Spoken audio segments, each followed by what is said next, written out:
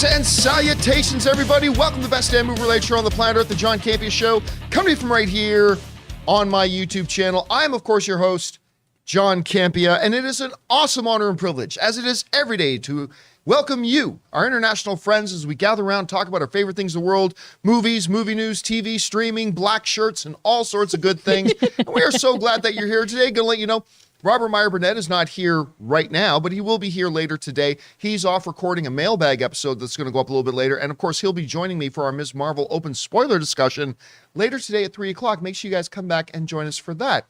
But who is joining me, finally, getting off her ass and coming back to work, Chris Carr is here. Chris? How dare you? Man, I'm so excited to be back and not be a disgusting Petri dish anymore. Yeah, how was it? You got through it? I got through it. The first 3 days were horrible. You and I talked, and I sounded disgusting. I talked to Rob, too. I've never heard you sound No, it was horrible. bad. It's horrible. And I still have, lovely, anime boy voice lingering. So I better get some auditions this week so I can be like, I don't know. What do you think? Ugh. And sitting beside her, of course, Amy Newman's here. Amy, how you doing? Good. Happy to have Chris and not Chris here today. Very. And, of course, joining you guys in the live chat, for those of you who watch live, Ray Orr is going to be in there with you today. Ray, how you doing? You two make me sick. What? Literally. Literally. And, of course, over here running the show today, producer Jonathan Boyko. Jonathan, how you doing? I'm just trying to figure out Ray's commentary towards our guests on the show today. That's all. I'm just kidding, man. And, of course, it is awesome to have you guys here. And here's how today's show is going to go. We're going to break the show down into 2 parts. In the first half of the show, we're going to talk about some predetermined topics. Then in the second half of the show, we're going to take your live comments and questions. Now, to get a live comment or question read in the second half of the show, number one, you got to be watching live. Number two, when we get to the end of the main topics, we will be announcing that we're opening up the super chats. Once we do that, you guys can start firing in your comments, questions, thoughts, observations, theories, whatever you got. You can send them in, as long as they don't contain Ms. Marvel spoilers. That's for later today at 3 o'clock. But we are going to talk about Ms. Marvel a little bit later. Also, guys, a little bit of housekeeping. Want to remind you, if you guys need your daily fix of the John Campea Show, but you can't be in front of a YouTube video, maybe you're on the treadmill or you're commuting or whatever, good news, there's an audio-only version of the show simply called the John Campea Show Podcast. Go on your favorite podcasting app of choice, search for it, and subscribe to it today so it'll be there when you need it. All right, guys. With that down, let's get into a couple of off the tops here, shall we? And our first off the top is this. I don't know if you guys heard about this, but Will Smith slapped somebody. What? I know. I know. Come on, Fresh Prince. Don't get jiggy with it. And he got up on stage at the Oscars and he hit somebody. Yeah, Chris Rock. Couldn't believe that when I found that out. Anyway, there was, of course, a lot of, fallout as a result of that thing. Some movies that were going to get made were not getting made. Apple TV's Emancipation that was starring Will Smith, they've delayed that, pushed that off a little bit. Will Smith received a meaningless 10-year Oscar ban. The reason it's meaningless because it doesn't prevent him from being nominated for anything. He just can't go to the ceremony. It's like the best situation ever. Oh, I'm nominated, but I don't have to sit through 4 hours of bullshit. It's like when you're a kid with an Xbox, PlayStation, and a personal masseuse in your bedroom and you get grounded and sent to your room. Man, Canada's like, okay, awesome. oh no, yeah. That's how we do it in Canada. Personal masseuses? We get health care, we get Oh personal my God. masseuse. What's health care? Rub it in. Anyway, just saying. So anyway, but there have been a lot of things. Actually, there's been a lot of speculation that the whole reason that Guy Ritchie is now doing a live action Hercules movie, a remake of the animated Hercules movie, a lot of speculation is because they're kind of shelving the sequel to Aladdin that they were going to do as a result of it. But it was not a death sentence, right?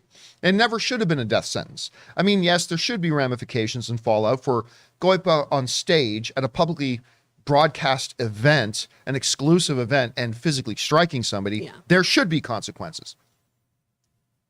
But he didn't go up and shoot him. He smacked him, so it shouldn't be death penalty. So a lot of questions people have been asking, one of the questions a lot of people have been asking has been, what's going to happen with Bad Boys 4? Because the last Bad Boys was actually a hell of a lot of fun. And I'm not even a huge fan of the Bad Boys series. But the latest one was actually really quite good and made a good amount of money, so they want to do a new one. Well, don't worry about it. It's still happening. Martin Lawrence, who was being talked about and interviewed about it, he said, no, listen. That happened, might be a bit delayed, but we still got one more to come. We are still doing Bad Boys 4. And I've already read some comments on this from certain people saying Will Smith doesn't deserve it and blah, blah, blah. And my attitude is this.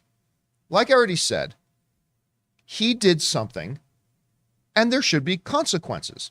And we have seen, I mean, the non-issue with the Oscars aside, we have seen there have been consequences. But the consequences should be proportional to what happened. Yes. Should he have done what he did? No. Is it acceptable what he did? No. But does that mean his career should be over? I've never believed that. So, you know what?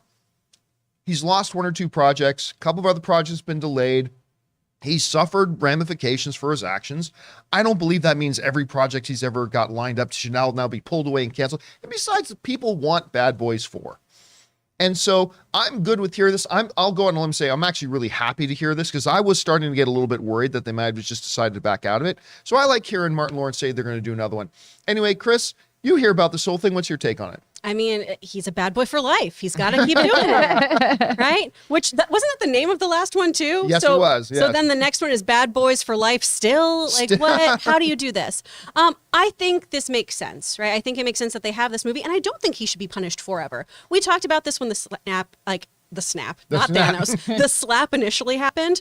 That a lot of people in Hollywood, this doesn't excuse his behavior, a lot of people in Hollywood have done way worse and have received way less. I'm looking at you, The Flash.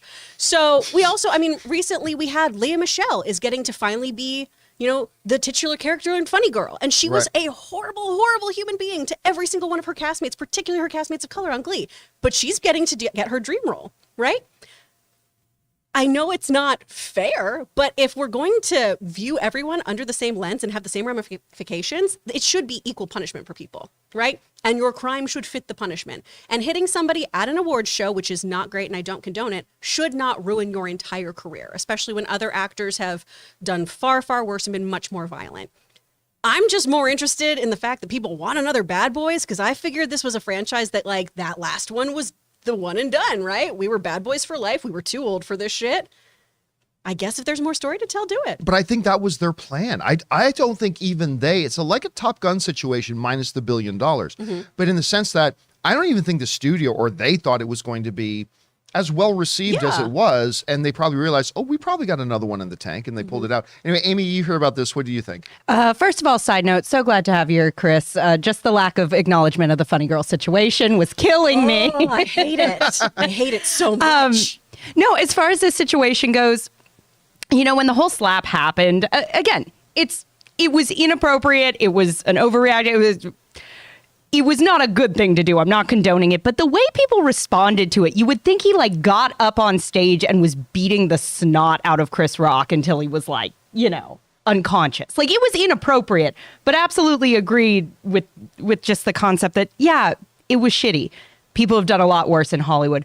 Ultimately, I think if everybody in this project is on board to continue working with him, at that point it becomes, look, you as an audience member cannot support this movie. If what he did upset you that deeply, I think the box office will kind of tell the tale of how ready we are to get Will Smith back on board as a major movie star after what happened. But if everybody's on board to work with him, I say, more power to him. Yeah. I remember the one big concern, the thing I was concerned about the most when the incident happened was, look, it's a comedian's job to offend people. Yeah, absolutely. If there's not at least a part of your sensibilities that are a little bit offended, then I don't know that a comedian's really doing their job. And the one big concern after that incident was that did Will Smith just legitimize people running up on stages at comedy clubs or whatever? And if a comedian says something you don't like, it's totally okay for you to go up on stage and hit them. Yeah. And you know what? And I heard a lot of comedians, big name comedians, expressing that very thought. From what I can tell, that didn't happen. Thank goodness. Because I think the backlash to what happened with Will Smith was so strong. I think it sent a very, very strong signal. No one is saying what Will Smith did was okay. Yeah. But it didn't come to transpire. And I think, it's been a while. I think it's okay for this career to start moving again. Anyway, guys, question is for you. What do you think about all this? Martin Lawrence is saying that they're still moving ahead with Bad Boys 4. I'm glad to hear it. Maybe you're not. Whatever your thoughts are, jump down to the comment section below and leave those thoughts there. Okay, guys. With that down, let's do one more off the top here, shall we? And that one is this. You know, I have on my playlist a lot of Rob Zombie. I'm not going to lie to you. I got a lot of Zombie on my playlists. I will also admit I'm not the biggest fan of him as a director. Like, don't get me wrong, like some of his stuff like House of a Thousand Corpses, they have their appeal. They absolutely do. But in general, you know, I'm not a big Rob Zombie fan as a director. That's fine. That doesn't mean he can't put out something that I really like.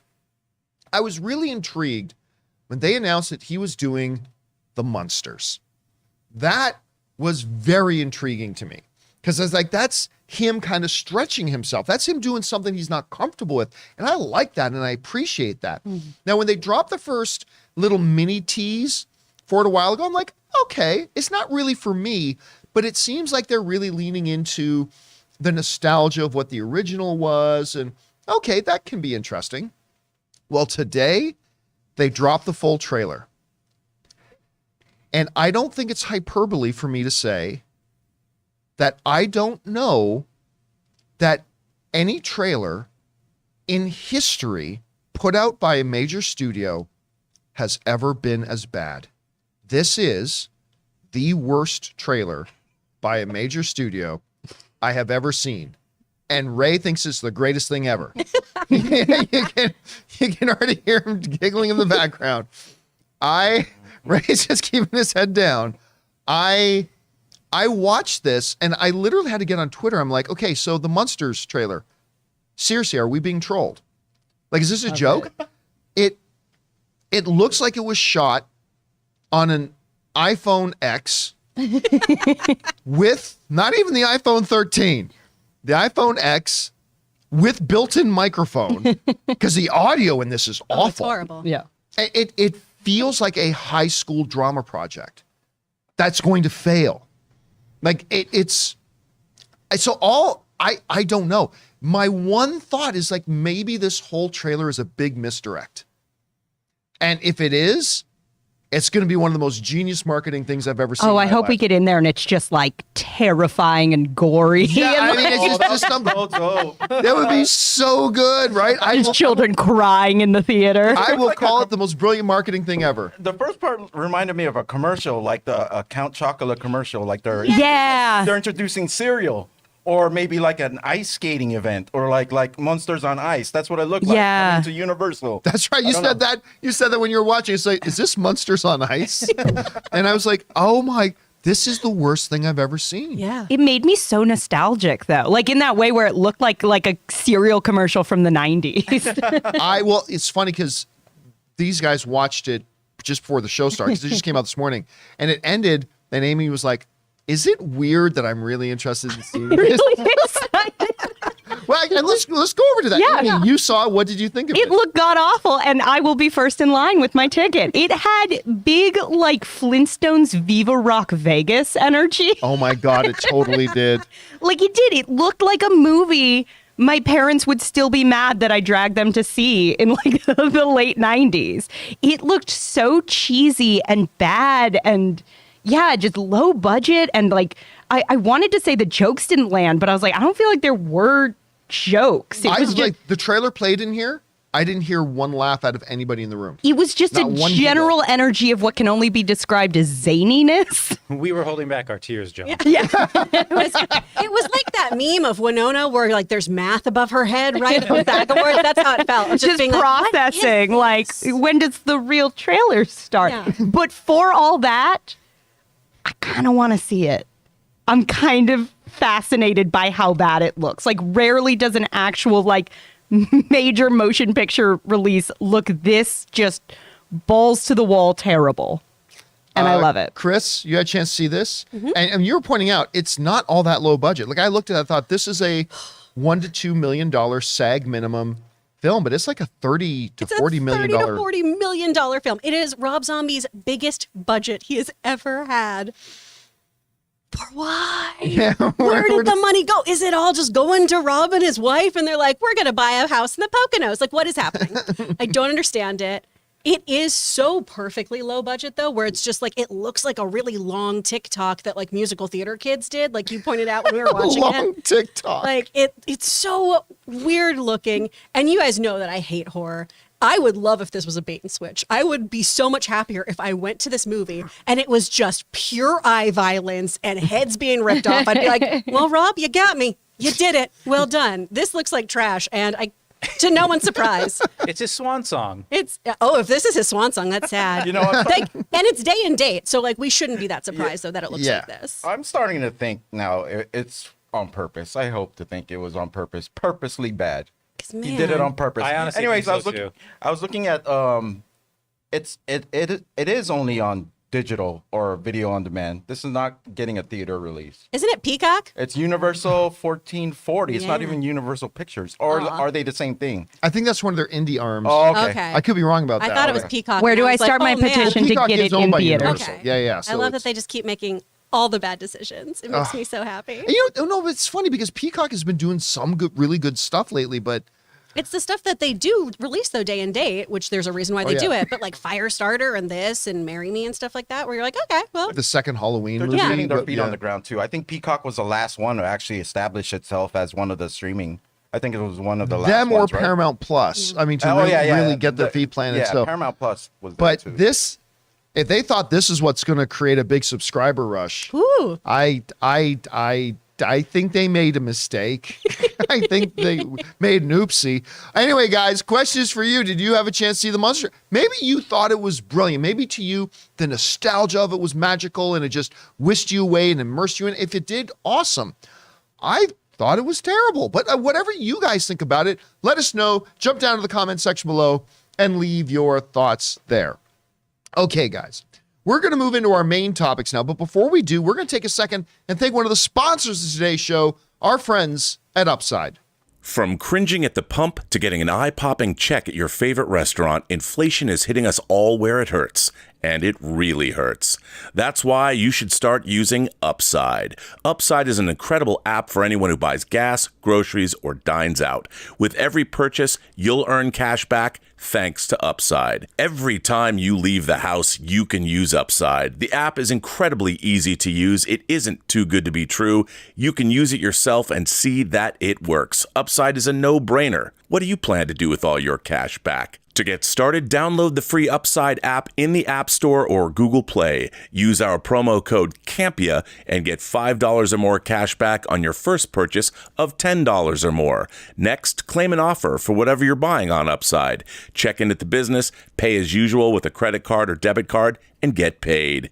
In comparison to credit card rewards or loyalty programs, you can earn 3 times more cash back with Upside. You can cash out anytime to your bank account, PayPal, or an e-gift card for Amazon and other brands. Upside users are earning more than $1 million every week.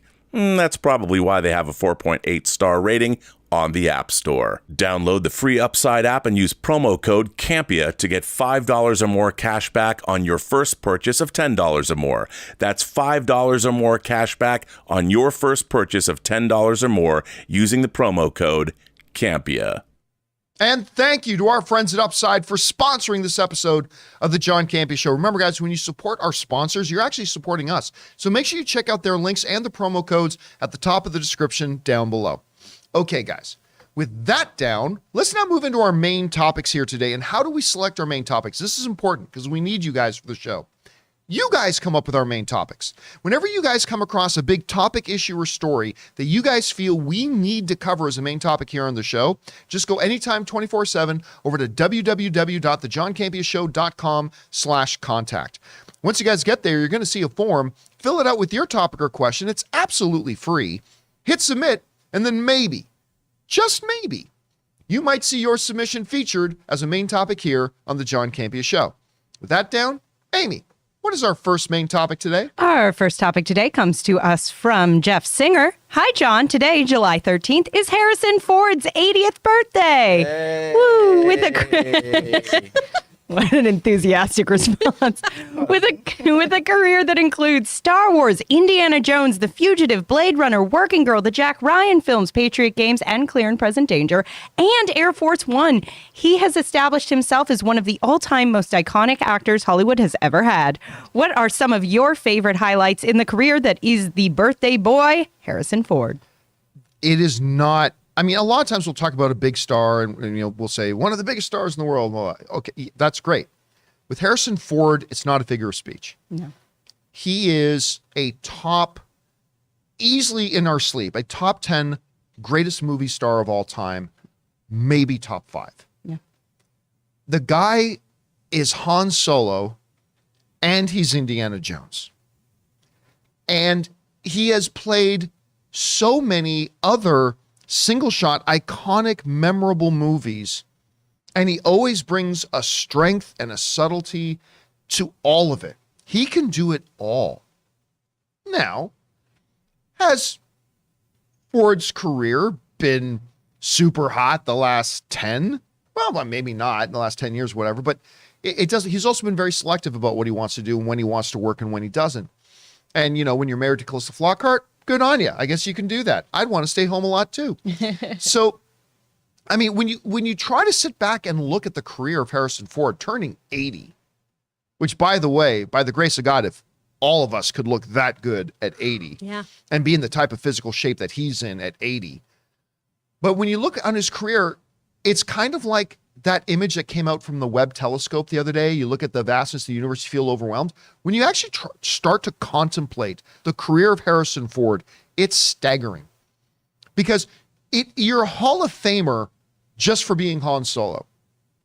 You're a Hall of Famer just for being Indiana Jones.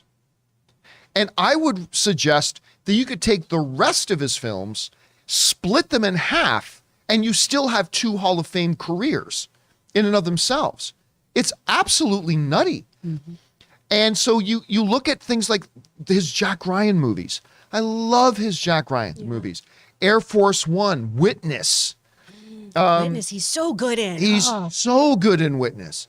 Another movie, one of the most iconic sci-fi, maybe the most iconic pure sci-fi film of all time. I'm not even a big fan of it. Blade Runner, right? All that kind of stuff. I want to bring up 2 movies in particular, though, that aside from Han Solo and aside from Indiana Jones are the movies that my headspace goes to when I think of Harrison Ford. One is The Fugitive. The Fugitive is so fucking good. It's so good. Harrison Ford, I didn't kill my wife. Tommy Lee Jones, I don't care. And that scene is so good. That whole movie is so good. Like, it's thrilling and your heart's pounding and the whole thing. And it's a simple story of a man trying to prove his innocence and get revenge for the death of his wife while hunting a one-armed man. I mean, it's iconic and it's steeped. It's just so good. If you guys haven't seen, and I'm always surprised by how many people when I've talked to when The Fugitive comes up say, I never saw that. It is an older film. Guys, watch The Fugitive. It's awesome. Okay, so that's the one. I've got another one that I don't know is going to be on anybody else's list. And it's one of the rare remakes that Harrison Ford did. This was going to be mine, I think. Sabrina. Yes! He's so good in it. He's so good in Sabrina. And it's not just him. Julia Ormond, who, someday somebody's going to have to make a full documentary on the career of and what happened to Julia Ormond. Because there was a 3-year period where it looked like Julia Ormond was the next Julia Roberts. She was going to rule Hollywood for the next decade. And then suddenly she was gone. Like, she was in The First Night, and, she was in Sabrina, and she did a couple of things, and all of a sudden she was gone. But anyway, and Greg Kinnear. He's incredible in it. To me, is always going to be Captain Amazing. But then you look at him in that Jack Nicholson film, As Good as It Gets. He's like amazing in that too. There's the trio of them right there. The 3 of them in this movie is such delightful movie magic. And actually, there's a scene near the end where Sabrina's dad is actually Harrison Ford's driver. So Harrison Ford is chasing Julia Ormond to the airport, and he's got her dad driving him because he's a driver. And it's just quiet and awkward in the car. And Harrison Ford just says something like, you can say it. And all you do is see the dad's eyes in the rearview mirror saying, you don't deserve her. And I'm just like, oh, this movie's so good. And it's charming and it's funny. And it's sweet. It romances you. The movie romances you. I love this movie so much. Sabrina, one of the examples of when a remake can be even better than the original. And the musical score in it is incredible as well. It's just so good. And again, we could sit here all day with a huge laundry list of Harrison Ford movies. Obviously at the top for me is Star Wars, then Indiana Jones. But guys, for me, my 2 recommendations. Make sure you watch The Fugitive. Make sure you watch Sabrina. I stole a little bit of your thunder there, Chris. That's okay. But when you think of Harrison Ford's career now turning 80 years old, what do you think of? Well, man, I mean, I think everyone you go into one camp of you either have a huge crush on Han Solo or you have a huge crush on Indiana Jones. I was Solo, which explained a lot of my dating career and also my marriage. I was like, oh my gosh, I love a scoundrel. I love him. Sabrina was really great for me. Working Girl, I think he's incredible in as well. I love him in that film too. You brought up The Fugitive, so I have to ask if you've seen John Mulaney do his Richard Kimball bit. That's all I can think of now. Right? No. Yeah. You have to watch this. It's him. He's like, oh, So and you then, can have Provasic? yeah. I have not. I love John Mulaney It's too. so good. You have to watch him do this. We'll cue it up later. But I love that. And then, of course, I cannot get on a plane without thinking when everyone stands up at the same time, get off my plane. He's in so many iconic films. And yeah, Sabrina's one of those ones. I'm a diehard Audrey Hepburn fan, and I find myself constantly watching the remake instead because it's so good. And he became such a great kind of modern day Humphrey Bogart too. When you look at his career and the choices he's taken, I think he kind of filled that niche of that very like masculine curmudgeon-y man. But the best video you can watch of him by far is, having Chris Angel? Yep. Get it when he gets mind freaked. Is it Chris David Angel Blaine. or is it David Blaine? You're right. It's David Blaine. It is one of the great, if you guys haven't seen it, it is one of the greatest videos ever put on YouTube. What? Look up David Blaine, Harrison. We're David watching Blaine. so much weird shit today. David Blaine is in Harrison Ford's his house with him and his wife's there and his kids are there, and he does a magic trick that ends with silence because a lot of David Blaine's magic tricks end with people going, "Whoa!" Yeah. It was This a pretty magic good trick ends. I'm not going to tell you what the trick is or what he does, but the trick ends like the reveal is done, the prestige is done, and it's just silence, and all you hear is Harrison Ford go, "Get the fuck out of my house." That's an image for it. Fact checkers up. It is the best video you will ever watch on YouTube. You've got to go and watch it. It's absolutely, and the trick is amazing. It's great. The trick is absolutely amazing. You got to check that out. Anyway, Amy, when you look at, on Harrison Ford's birthday today, what stands out to you as you look back at his career? I mean, first of all, I'm delighted by how undelighted he is by everything. Like how much he just kind of resents Star Wars at this point, like truly brings me joy. And I will say, to your point, I think very indicative of my dating career. If you said like as a kid, Han Solo or Indiana Jones, I was just like, yes, I'm not picky. Absolutely.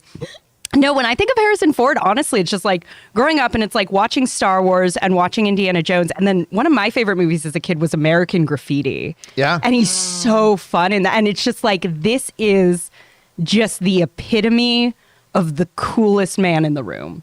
Just like badass. And like, I feel like as a little girl, there's like those first guys where you're like, oh, he's got like a something. Like before you know what sexy is, like. Before you learn about BDE. Exactly. Yes. Yeah. But he's that. Like, the first guy you kind of go, oh, wow, this is just the coolest man in any room. Just badass and unflappable and just has continued that just on and off screen. So love him. I love the story. Speaking of American Graffiti, which was directed by George Lucas, and this is pre-Star Wars. And he didn't make a ton of money. So even after doing American Graffiti, he was still a carpenter. And they were doing screen tests for Star Wars. And Lucas wasn't really considering Harrison Ford, but somebody dropped out and they needed somebody just to come in to read opposite another actor they were screen testing. So they gave Ford a call. Said, can you come in and just read for this, just so we can have somebody read off this guy? And then they all just went, because Kurt Russell was almost Han Solo. Kurt Russell, there's screen tests out there. You can see Kurt Russell's screen tests. That would have been pretty good though. Yeah. But then they just saw Ford do it and they're like, yeah. But I mean, we didn't even talk about movies like Mosquito Coast, Regarding Henry. I'm glad you brought up American Graffiti. I mean, Working Girl. It's just, there's just so many. And now we've got another Indiana Jones movie coming, so it's going to be interesting to see how that goes. Anyway, guys, the question is for you.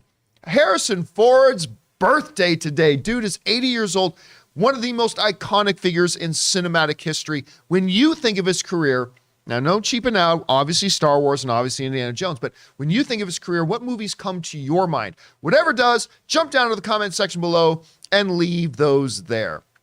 All right, guys. With that down, let's move on to main topic number 2.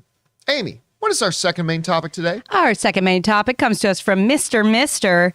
News broke out that Alden Ehrenreich will be joining the cast of Ironheart. And when I think of Alden, I think of Solo, which to me is one of the most underrated Star Wars movies, along with The Last Jedi. Anyway, I don't think I know him from anywhere else, so I'm glad I'll get to see him pop up in something new. Anyway, what are all your guys' thoughts on this? Thanks, and BOTF. All right, thank you, Mr. Mister. And I love this news. First of all, Solo is a completely underrated movie. I agree. It's fun. It's a fun, delightful space adventure movie. I still contend it's a movie that never should have been made. Yeah. I thought that from the day one that they announced it. It's like, who is asking for a Han Solo movie not starring Harrison Ford when we've currently got Harrison Ford on screen playing Han Solo? So it was a bad idea to make the movie. I always thought it was. And then it had a lot of drama. Lord Miller were directing it. It was completely not what the movie that the studio had agreed upon or Lawrence Kasdan had agreed upon or anything like that. So they pulled it away. They brought in Ron Howard, who kind of put together the movie and kind of redid it all together. By the way, I love Lord Miller, but came in and the end result was a movie that I still don't think ever even probably should have been made, but was a completely entertaining movie that I enjoyed a lot. And I thought Alden Ehrenreich was one of the best reasons for it. And one of the best things, maybe the best thing that Alden Ehrenreich did, was he captured the spirit of Han Solo, but he never tried to do a Harrison Ford impersonation. I think that could have killed it right there. Yeah. If he tried to be Harrison Ford. Instead, he brought his own iteration of the character while trying to maintain the spirit of what the character was. And I thought that worked. Is it the best Star Wars movie ever? No. Do I think it's as good as like Rogue One? No. But I think it's a really good movie. Part of the reason is because I thought he did a great job. And I knew I liked this kid when there was a little not so good movie came out that with one of the best casts in history called Hail Caesar. I like that movie. Did you? Yeah. I wanted to like it. I really did. But still, in his scenes in that movie, in which he's with some of the biggest movie stars in the world in this movie, but all of his scenes were done with the actor that I propose is the greatest living actor today without an Oscar on his mantle, which is Ralph Fiennes. And all of his scenes are opposite Ralph Fiennes. And the scenes of Alden Ehrenreich and Ralph Fiennes are the sole redeeming thing about Hail Caesar. I mean, they're so good. He played off each other so well, and it was so great. Now, look, Riri Williams, Ironheart is not high on my anticipated list because I really don't know much about the character. It seems like a derivative character of Iron Man. So, and you know me, I don't usually get very excited about derivative characters, but I am pretty excited about She-Hulk now that I've seen the trailer still. So I'm not super excited about Ironheart, but I love hearing that Alden Ehrenreich is being brought in. I'm glad Disney recognized that they do have a pretty talented dude on their hands to give him another shot at something. I think is great. My guess is he's going to be a villain. I don't base that on any knowledge whatsoever. That's just my guess. But I'm excited to hear it. Anyway, Amy, you hear about Alden Ehrenreich joining Ironheart. What do you think? Well, I was going to say something very similar, actually, because I remember, and I will absolutely concede Hail Caesar is by no means a perfect movie, but it's a lot of fun. And I remember walking out of that and like doing the immediate, like pulled out my phone and kind of who the hell is this kid? Because yeah, in that stacked of a cast, this unknown, I remember going, that kid's a star. Like, I think we just saw someone who's going to be going places. And then when I heard the Solo casting news, it was like, I was right. Look at him go. And then Solo kind of got the reception it did. But I absolutely agree that he did a damn good job with what almost felt like an unwinnable situation. You're right. Yeah, like, how do you step into that movie? And, you know, like Donald Glover, I think, pulled it off better. But that's also like a character that has... there was more fun to be had with that character. With Alden Ehrenreich, it's like you're carrying the movie. This is one of the most iconic characters in cinema. Exactly. You can't do an impression. You've got to, bring this character to life and satisfy the fact. It was an unwinnable task in a movie that had a lot of issues, but I think he did a really solid job. I was a little scared when Solo didn't really, perform and stick the landing. I was a little worried that was going to be the end of this kid's career. And I'm really, really excited to hear this news because I think he really does deserve that chance to shine, because just seeing what he's done with what he's been given so far, I think this guy's a massive, massive talent. So I'm hoping they really give him something worthy of how good he is.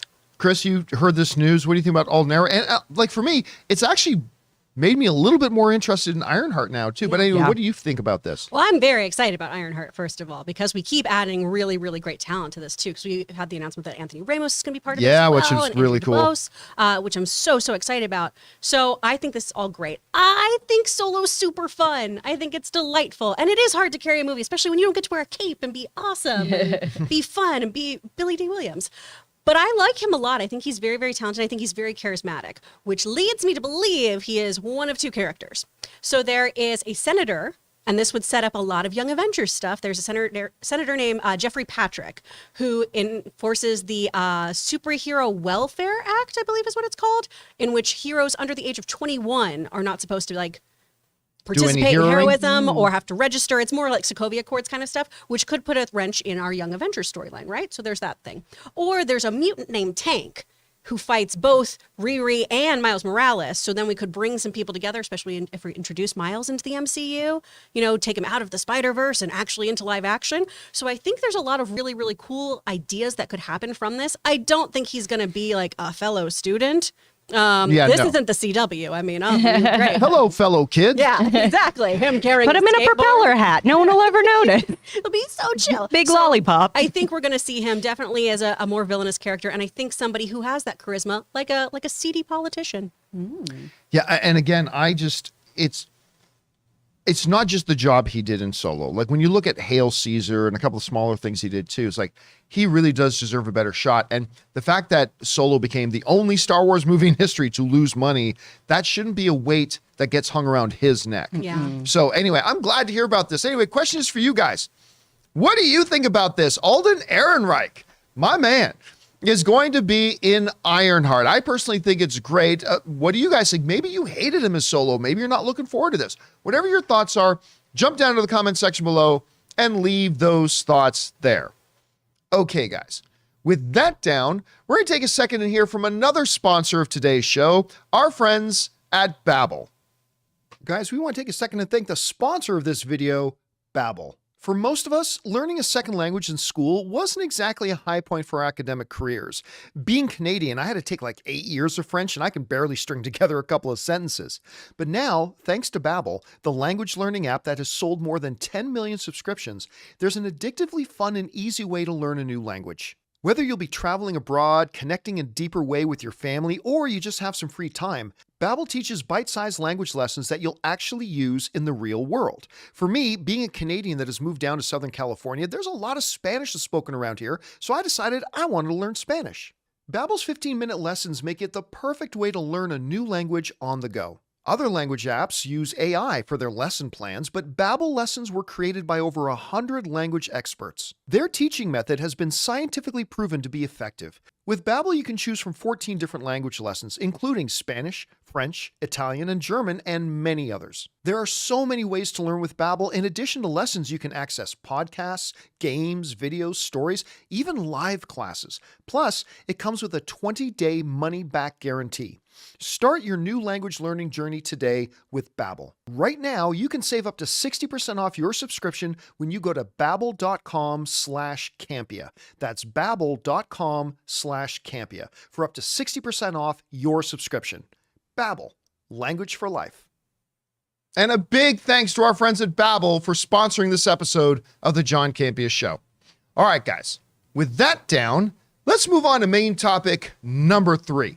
Amy, What is our third main topic today? Our third main topic comes to us from Stephen with a V. Hey, John and crew. I hope you're all having a great day. So on a podcast called The House of R, Taika Waititi was being interviewed, and he actually came out and said that Marvel Studios told him that the final runtime for Thor Love and Thunder had to be under 2 hours. Do you think if Taika had a say in the runtime, he would have made the movie longer? Thanks, and BOTF. All right, thanks a lot for saying that in. So just to clarify, though, you're not actually accurate.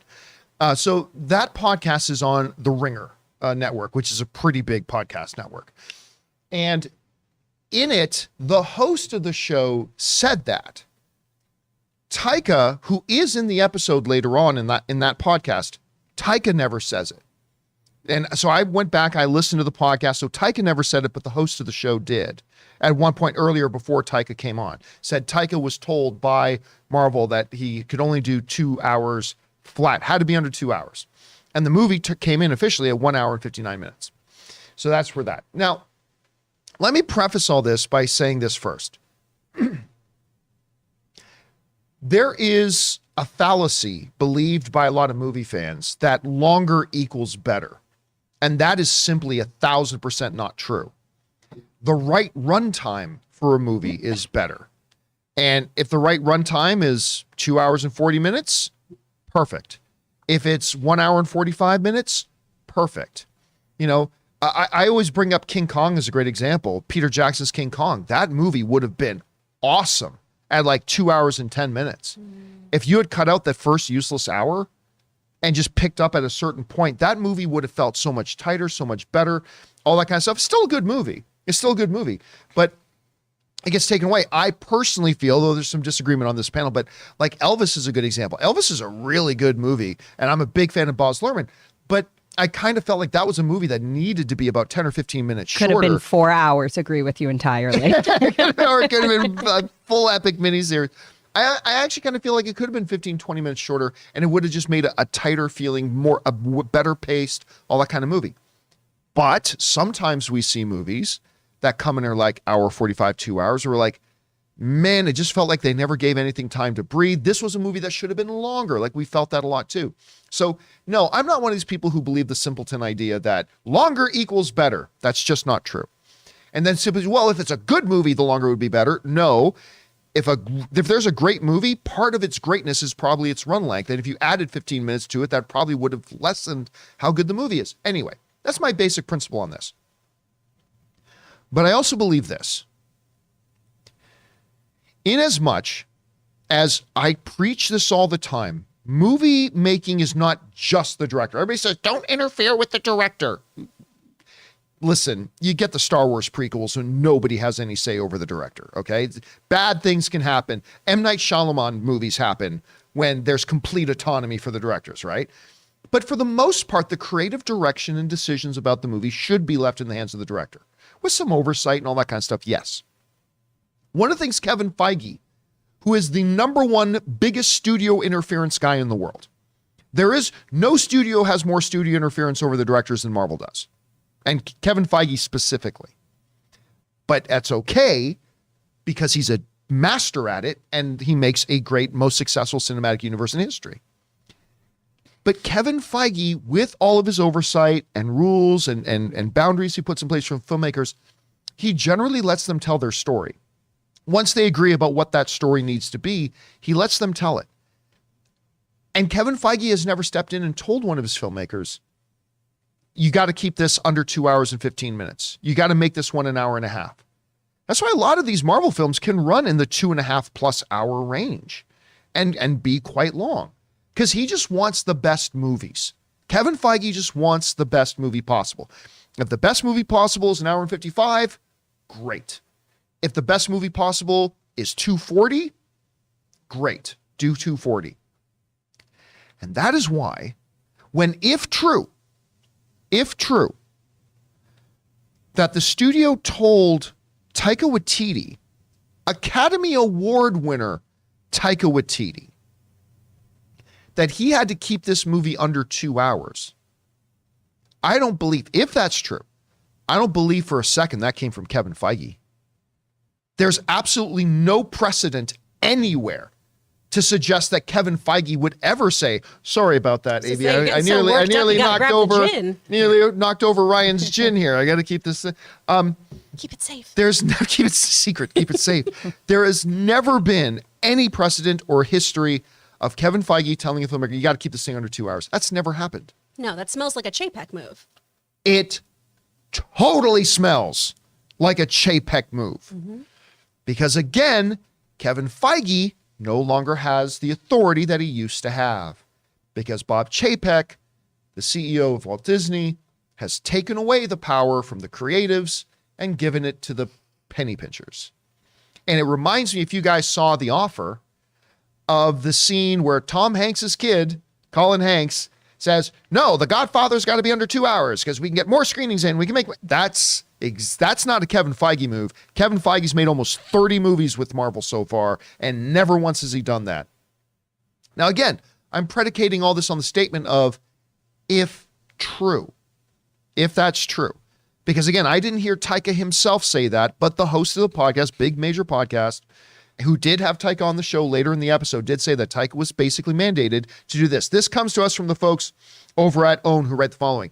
According to Joanna Robinson, the host of the Ringerverse podcast via comic book, Marvel Studios top brass told Thor, Love and Thunder director Taika Waititi that he was required to keep the movie's runtime at under 2 hours, restricting how many scenes could be included in the fourth installment. Taika having a blank check on this is absolutely not the case. He got more leeway than what he got with Ragnarok, but there was a mandate to bring this movie in under 2 hours. This comes in under 2 hours, and they cut a ton of stuff out of this movie. So this would explain a number of things. Lena Headey from Game of Thrones got paid $7.5 million for a role in this movie that got completely cut out of the movie, right? Her Game of Thrones co-star, Peter Dinklage, who's of course in the Thor universe here, we know he shot scenes, got cut out. Jeff Goldblum, the Grandmaster, shot scenes. Those got cut out. We were all wondering, wait a second, this movie really needed, and listen, and I say this as somebody who likes this film. I like the movie. I like Thor, Love and Thunder, even though I have a laundry list of issues with it. But one of the things that I've said is that what this movie really needed was Gore the God Butcher butchering a couple of gods. Even if it was just like a 1 minute montage or something. Let us feel the wrath and anger and the power of Gore instead of the one kill he does near the beginning with the, oops, oh look, I got this stab, and that's it. That would explain a lot if all of a sudden he was like, okay, I have to bring this, I've been mandated, I've been ordered, I got to bring this in under 2 hours. That would explain that. Now, I personally don't feel like this was a rushed movie, even though I think there were a couple of scenes that needed to be just kind of added here and there. But one of the prominent complaints from a lot of other people is that they felt it was rushed. And I just can't help but feel like, look, we may find out that this was absolutely a Kevin Feige decision. And if so, so be it. But we've never seen him make a decision like this before. And there's no reason whatsoever to believe that he would make a decision like this now. This is obviously coming from Kevin Feige's new overlords. This is clearly coming a decision that came from over Kevin Feige's head, a decision that only he would have had the power to have made it under Bob Iger, but now under Bob Chapek, he doesn't. So it's a very curious, odd, weird thing if true. Anyway, Amy, you hear about this. Apparently Disney told Taika Waititi the movie had to be under 2 hours. What do you make of this? First of all, I'm just always delighted when we all get on board the Chapek hate train. I just delights me. But I'm torn because I liked this movie. I liked a lot of this movie. And the stuff that we're talking about, the actors who are supposed to be in it, there is that element of like, damn, I really would have liked to see them.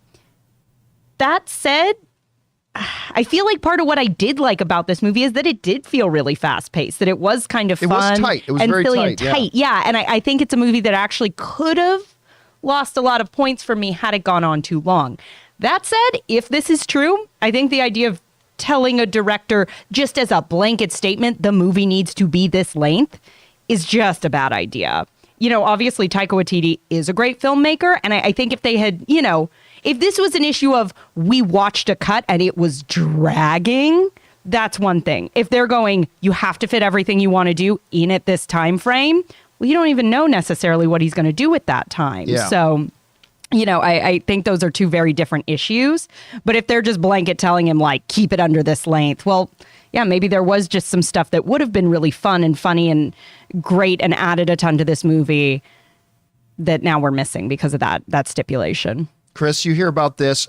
Number one, what do you think about the idea of Disney imposing like a 2-hour rule? Do you believe the report that that's the case?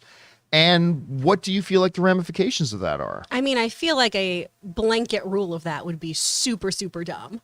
It'd be just so silly because it doesn't take into account the actual narrative you're constructing, right? Right. I love the idea of it for people like Ray and Aaron so they can like not be bored or take a nap or go to the bathroom. But that's why instead we should have intermissions in movies.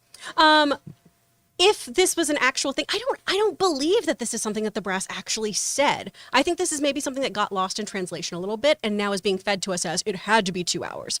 I think it was probably something like, hey, we want this to be a tighter film. Can we lose some of this? Can we trim some of the fat? For me, because we haven't gotten to talk about this, I thought this was such an okay film. Yeah. I was honestly pretty disappointed because at the end of this I went, oh, well, I didn't need this. And I know we never need a movie, but this was one where I just went, I had such great expectations, and I know you shouldn't let your speculation become your expectation, but I even got to the point, though, of why is this story being told? Why are we focusing on this stuff? Why did this character come back if I'm not going to have a real delicious story where things are earned and moments are really delved into? I think we just spent time on the wrong bits. Personally, that's me. And I don't think that Taika wanted a longer film because in recent interviews too, he's talked about how he has no interest in doing a Taika cut. Where he's like, because he in general doesn't like director's cuts. Yeah, he's like, director's cuts aren't good. There's a reason why we cut stuff. Stop asking for it. So I do feel like there's just maybe something that just got a little lost when it came out to all of us, right? Of they probably had to cut some things. In my opinion, they cut some of the wrong things, but hey, I wasn't in the room. And I don't think that Disney's going to move forward with a hard rule about 2-hour cuts. See, I don't know. Under Chapek. Under Chapek, who has no care in the world for what the creatives think. I mean, that is fair. And now it should be pointed, Thor Ragnarok, which a lot of people feel is the best Thor film, wildly entertaining for the audience, made well over $800 million. That was only 11 minutes longer. Like Thor Ragnarok it's not like it was 40 minutes longer than Thor Love and Thunder. It was 11 minutes longer, but still it did exceed that 2 hour. I think it was 2 hours and 10 minutes that Thor Ragnarok came in at. I do think it's just kind of funny that this report says it's got to be under 2, so it's 159. And it's just kind of weird there. I don't know, Ray, what are you thinking? No, I'm just saying, like, I like shorter movies. Yeah. But that's not to sacrifice a director's vision. I mean, I'll watch a 3-hour movie, just not all at once. I'll probably have to do 2 sittings. But, as a creative, it's like kind of, as long as you put out what you wanted to put out and you get criticized for it, you at least, that's all you have, is that I put out something I'm proud of that I made, and that's it. If you don't like it, then, you could take that criticism a lot better than something that, was kind of hindered.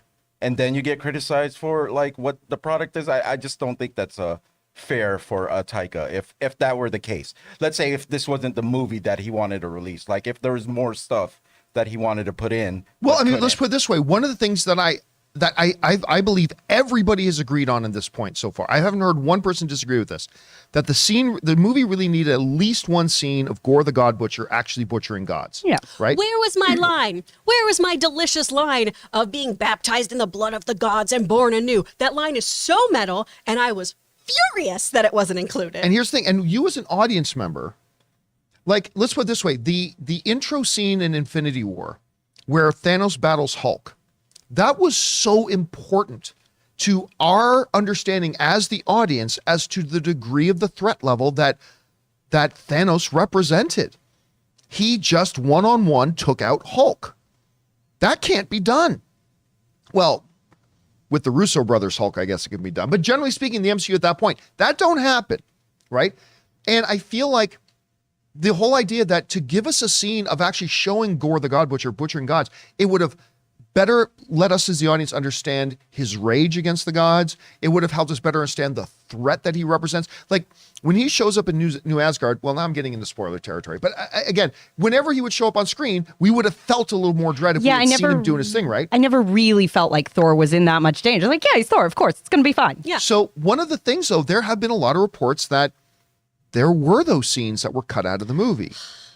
And if we find out, and I'm putting that giant asterisk on that, if we find out that the reason those scenes were cut out of the movie was because Disney passed down some kind of arbitrary, it's got to be under 2 hours, then they're making decisions that are hurting the creative product. And that is unfortunate. Anyway, guys. Oh, what's that, Ray? No, I just said, but eventually, let's say if they release it on Disney Plus, a lot of They people don't are do going to that. watch that. They don't do that. Disney doesn't do that. Oh, okay. You know what I mean? They don't do the director cut thing. So, anyway, guys, the question is for you. What do you think about this? The report saying that Disney gave Taika Waititi a hard mandate of under 2 hours.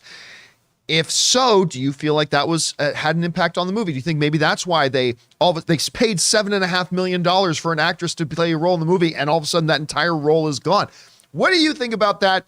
Jump into the comment section below and leave your thoughts there. Okay, guys, with that down, let's move on to main topic number 4. Amy, what is our fourth main topic today? Our fourth main topic comes to us from Chase. Oh my Kamala. Ms. Marvel season finale was so amazing. I didn't think they could wrap the show up real well with a 50-minute episode, but to me, they did. This show just beat Moon Knight as my favorite Marvel TV show, and it has me excited for the Marvels. What did y'all think? Thanks, and BOTF. All right, thanks for sending that in, Chase. Now listen, we have an open spoiler discussion of Ms. Marvel's finale coming later today. However, we cannot talk about Ms. Marvel today without talking about one moment that happens at the end of the episode. Yep. Now, this one moment that we are going to talk about in a moment has no impact on the narrative of what happens in the show and everything that happens in the finale. It's almost like a post-credit scene before the credits start to roll, right? Mm-hmm. So just so you're aware of that, we are going to talk about this one thing, okay? And so if you haven't seen the episode of Ms. Marvel yet, and let's face it, you've already heard what the news is. But if you haven't, and you don't want to know anything about this show, you're going to have to navigate away from the show for now and come back a little bit later. I'll be right back. Jonathan hasn't seen it yet, but he has heard about this news. Okay, first let's just talk about the episode itself. Last week I expressed real concern because the end of the last episode felt like a mid-season break. It felt like, okay, now the show really gets started. Mm-hmm. And realize this is why this half-hour, 6-episode format does not work at all. The Obi-Wan cut that is online right now proves that whole thing doesn't work.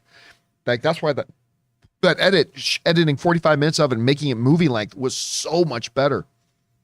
So I had a lot of concerns going into the finale that they could find a way to wrap up this show in a satisfying way.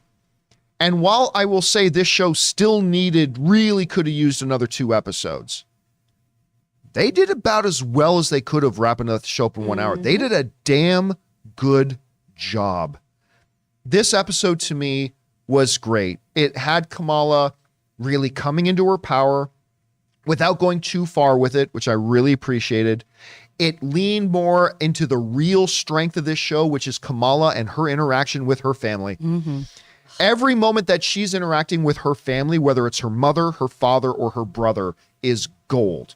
They brought Bruno and Nakia back in. They have been fantastic. And you know, while I really did like the episode when she's back in time in Pakistan and India during the partition, while I really did like that, I did a lot. It was really missing her family and Bruno and Nakia and stuff like that. To bring that back into this episode was great. They brought the Scott Pilgrimism back into this episode as well. It's a great way to put it. Yeah, I mean, so they brought that back into the episode. It was just, and there's a couple, we'll talk about them in the open spoiler discussions. There is one particular line by her brother Amir that just had me dying. And a couple of moments with her dad that had me laughing and almost wanting to cry at the same time. It was beautifully done. I still believe Wanda Vision is the crown holder and the standard bearer of what an MCU show can be. That's still the best show they've made. I feel very comfortable saying Ms. Marvel is the second best one.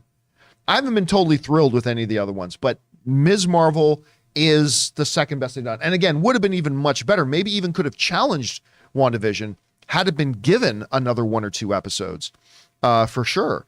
So that's all great. So I thought it was well done, all that kind of stuff. I thought they wrapped it up nicely. Great post-credit scene, which we will talk about in the open spoiler discussion later. But now let's talk about the moment. At the end of the episode, after the main story's done, it's all kind of wrapped up. You know, we see Bruno is getting ready to drive off and whatever. And so we got Nakia, Bruno, and Kamal all together. And, you know, Bruno says to her, you know, your brother asked me if he had powers too. And Which I love. which was great. Maybe keep testing and it. makes sense, right? Says, so I took another look at your readings. And I'm thinking, and he said there was something different. And I'm like, look, I've been telling people they're not doing Inhumans. So I was like, oh my God, are they about to say she's Inhuman? And then he says, you have a dun-dun-dun mutation. At which point, in the background, in that cheesy 80s pop electric guitar, you hear, and I'm like, what? What? Did they just officially announce mutants and X-Men into the MCU? Did they just do it? This thing we've been waiting for 5 years, did they just do it? Because I'll tell you what, I would have put money on the fact that they wouldn't have done it in a Disney Plus show. I would have put real money that they would save that kind of big reveal, even though this was just a little tiny alluding to thing. I still would have put good money that they wouldn't do that in a Disney Plus show, that they would do it in a movie. But here we are at the end of Ms. Marvel, and fuck Eddie and his Metallica riff in Stranger Things. How dare You take it back. That's the real metal. Whoa. That's the real We're both metal walking right out. there. Hold on. I liked Eddie's Metallica That's the riff. I crossover did. we all deserve, though. Yes, that is the crossover we all deserve. It And just cuts and it's just that actor playing it for no reason. Just Joseph Quinn. Just yeah, the shredding. camera goes from Kamal's face to Bruno. He's actually got an electric guitar doing that. I'm telling you, I gasped. I literally gasped. It's like they did it.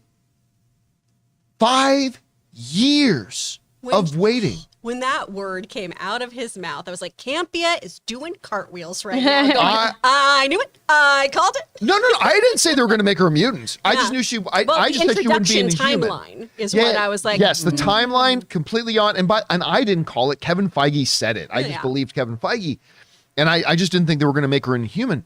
But you think about this. For 5 years, and every single movie, TV show, and everything that they have done in those 5 years, everyone's saying, oh, this is the one where they're going to introduce mutants. No, they're not. And they didn't. This is the one where they're going to introduce mutation. And they didn't. And blah, and granted, Doctor Strange, but that was Earth 838 in a multiversal thing. That doesn't really count. But here it is at the end of a Ms. Marvel show on Disney Plus. Mutation. And it's like, wait a minute. What? And then the credits start to roll. I'm like, no. Please go back. I need answers. I need some answers now. This is, and I put this in the title of the video and I stand by this. That one statement and that one holy of holies guitar riff that plays in the background as she does it. I'm going to tell you this. This is the most significant development the MCU has ever had. This is it. This is the biggest change of direction, introduction of this entirely new dimension. And I don't mean multiverse dimension. I mean the entirely new dimension of the MCU coming in.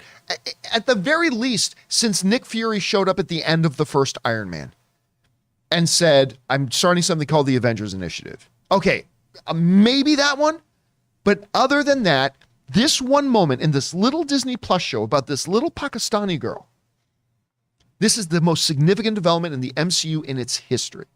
And I freaked out, and it was super great too, because it would have lost some of its specialness had the episode not been really good and really solid. Yeah. It just would have felt like okay, well, they also did this great thing at the end, but you had this really good episode ending with this little quirk at the end with mentioning mutation, and then the post-credit scene, which we will talk about in the open spoiler discussion at 3:00. So I was just I'm sitting there. It's 1 a.m. I'm like buzzing. I'm shaking. I'm like, oh my God, they did it. Did you sleep last night? Be honest. I did. Well, here's the thing. I couldn't start writing the show notes until after that episode was done because I was at that premiere, got home just in time for Ms. Marvel. So I was literally up sitting outside by my fire pit till 3 a.m. writing show notes. But I did get some sleep. I got some. The neighbors got mad because you just went every couple of minutes. I ain't going to lie. When this show is done, between when we're done here and when we do the Ms. Marvel thing, I'm going in my office and laying on my couch and crashing for an hour. Fair. But I'm still buzzing. I'm excited. I'm thrilled. It's just amazing. I just want to say overall, like, hats off to the people who did the sound design on the show. Like, all the music was really good. So good. And to the little actress that was playing Kamala Khan, Iman Vellani, good Canadian girl. She's like incredible. all the comic book nerds' little sister. Yeah. Protect her with everything. Don't let Hollywood get to her. She's so so sweet. cosplaying this character to being her. Yeah, she's Like, such she Yeah. has talent. She plays this part really well. I'm glad she got the part. I mean, shout out to this I don't know his name, Matthew or something. Magilif.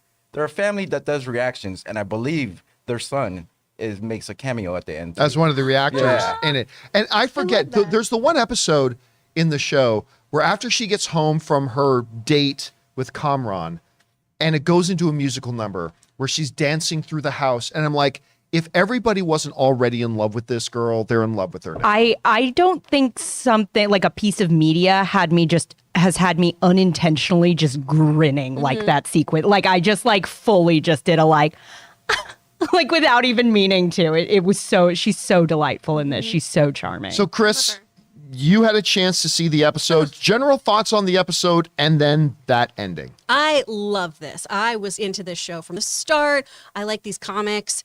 I think they did such a great job. And it's so nice for a Marvel show to stick the landing. It's so refreshing. Yeah. Because obviously we all loved Wanda. I liked Falcon and Winter Soldier a bit more than you did. I liked Loki a bit more than you did because I love a hair flip. Go for it, Tom. Flip that hair. But a lot of it, though, has been pretty, what's the word we hate, Ray? Mid. It's all been pretty mid. And so it was really nice to see a show just actually deliver, especially with the constraints of having this lower runtime and fewer episodes and everything. This family, oh my gosh, if anything ever happens to her father, I riot. will lose it. It is him and Wong, and I will kill somebody. Oh, my heart. But when we got to mutants, I mean, come on. It sang the song of my people. Like, the X-Men cartoon was my gateway drug into, like, nerddom, basically. Yeah. It was that, the Spider-Man cartoon, and the Sailor Moon anime made me go, I should go to my local comic book store and read about these things. And that's to blame for all of this. Thanks, Bedrock Comics in Conroe, Texas. And hearing that song, having them say this, because initially, too, I was like, oh, it's so neat that they're taking a different direction with how she gets her powers and everything. Okay, we're not doing Terrigen Mist. But that makes sense, though, right? In the other stories, Terrigen Mist basically unlocks that potential mutation In gene. the Inhumans, yeah. So it makes a lot of sense. And Inhumans is just another word for mutant. It's just a whole bunch of the same, right? So it's such a great way to introduce mutants into this world. I'm so excited to see how they are treated, because we have seen a little bit of the hero worshipping and everything, right, that comes with superheroes. We had AvengerCon, but then we saw how people like Wanda Maximoff were treated, right? If you don't live up to a certain potential or act a certain way, you are ostracized. So I'm interested to see how this is going to play into that in the MCU as it is right now, because right now we love our heroes. So what happens when our neighbors then start to develop powers and mutations? And what happens if they aren't beautiful women like Carol Danvers? What if we have Marrow, right? What if we have these other kinds of people pop up and see how they're treated and dealt with by society? I'm so excited about what all of this means. It's almost an analogy for movie stars. Yeah. We love our movie stars. And then Ezra Miller happens. Until we don't. Until we don't. Yeah. Anyway, Amy, what do you think about the episode in general and that ending? I loved this episode. I was so excited just to be back in Jersey with the family, with the friends. I wanted to love the Pakistan stuff. And to me, maybe if the show had more time, maybe if we had enough time in Jersey that it felt like a bit of a palate cleanser. But to me, all that stuff, and I get why, narratively you want to go there. And I think it worked, but it made me sad because it's just like, oh, I just wanted more time in Jersey with her family because, oh my God, that whole cast is so stellar and so fun and so well written. But overall, I loved this finale. I love that they kept it a little smaller. I think they did a wonderful job of just like her final, that it wasn't, we have to save the universe. I agree completely. That was so refreshing. And honestly, for that, I think WandaVision overall is a better show. I think I actually liked this ending more. Yeah. Because for me, WandaVision got a little too complex and broad. And I was like, I kind of could have just done her weird TV world for like the whole series and been happy. Yeah. So for me, the fact that this kept it just a bit smaller and a bit more like this is really her journey and about her relationship with her family and what this all means. Like, when she put the costume on, I was like, oh, I'm okay. I'm getting a little teary-eyed, and I was not expecting that. So I think they did such a brilliant job of keeping it her story and keeping it that appropriate size, but then suddenly dropping that at the end. The way they handled that now, okay, this is feeding into something bigger. And I'm hoping, honestly, with this news dropping, because I know as good as this series is, it's not maybe getting some of the love and some of the viewers that it deserves. So I'm hoping if suddenly people are going, oh, they're doing what with Ms. Marvel? I'm hoping it draws some more people in to check this show out, because I think truly for what they had, it really stuck the landing. I really love that you brought up keeping it contained, because it feels very Spider-Man-like. Yes. Right? Where it feels like our first Tom Holland Spider-Man movie, where it's your neighborhood superhero, and then they start dealing with bigger and bigger issues. I love that. And it's wonderful. Even tying into the mosque and that community. And I thought sort of the little bit of, political and tying that into what that means.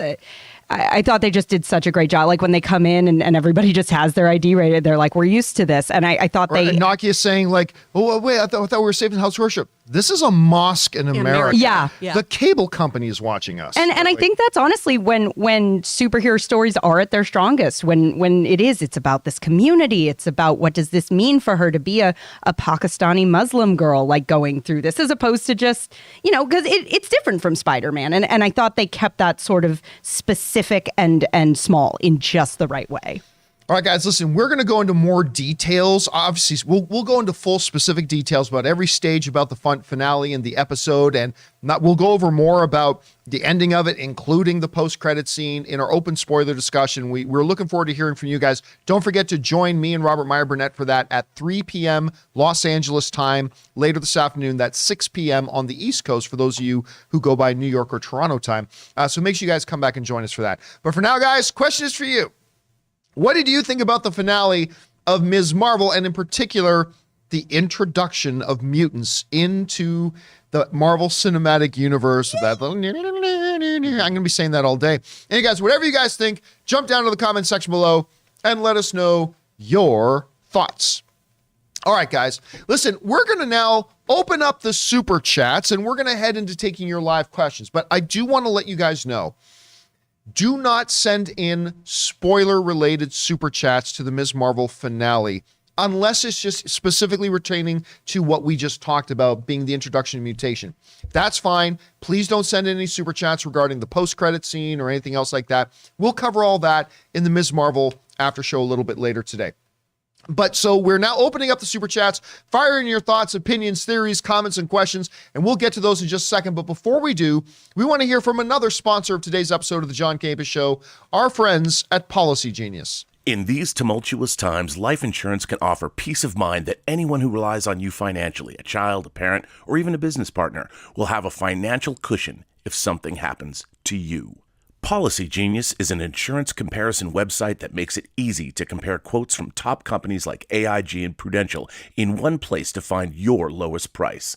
You could save 50% or more on life insurance by comparing quotes with Policy Genius. Just click the link in the description or head to policygenius.com/Campea to get personalized quotes in minutes and find the right policy for your needs. The licensed agents at Policy Genius work for you, not the insurance companies. They're on hand through the entire process to help you understand your options so you can make decisions with confidence. Policy Genius doesn't add on extra fees. Your personal info is private. Policy Genius doesn't sell your details to third parties. Policy Genius has thousands of 5-star reviews across Google and Trustpilot. Policy Genius has options that offer coverage in as little as a week and avoid unnecessary medical exams. Since 2014, Policy Genius has helped over 30 million people shop for insurance and placed over $150 billion in coverage. Head to policygenius.com/Campea to get your free life insurance quotes and see how much you could save.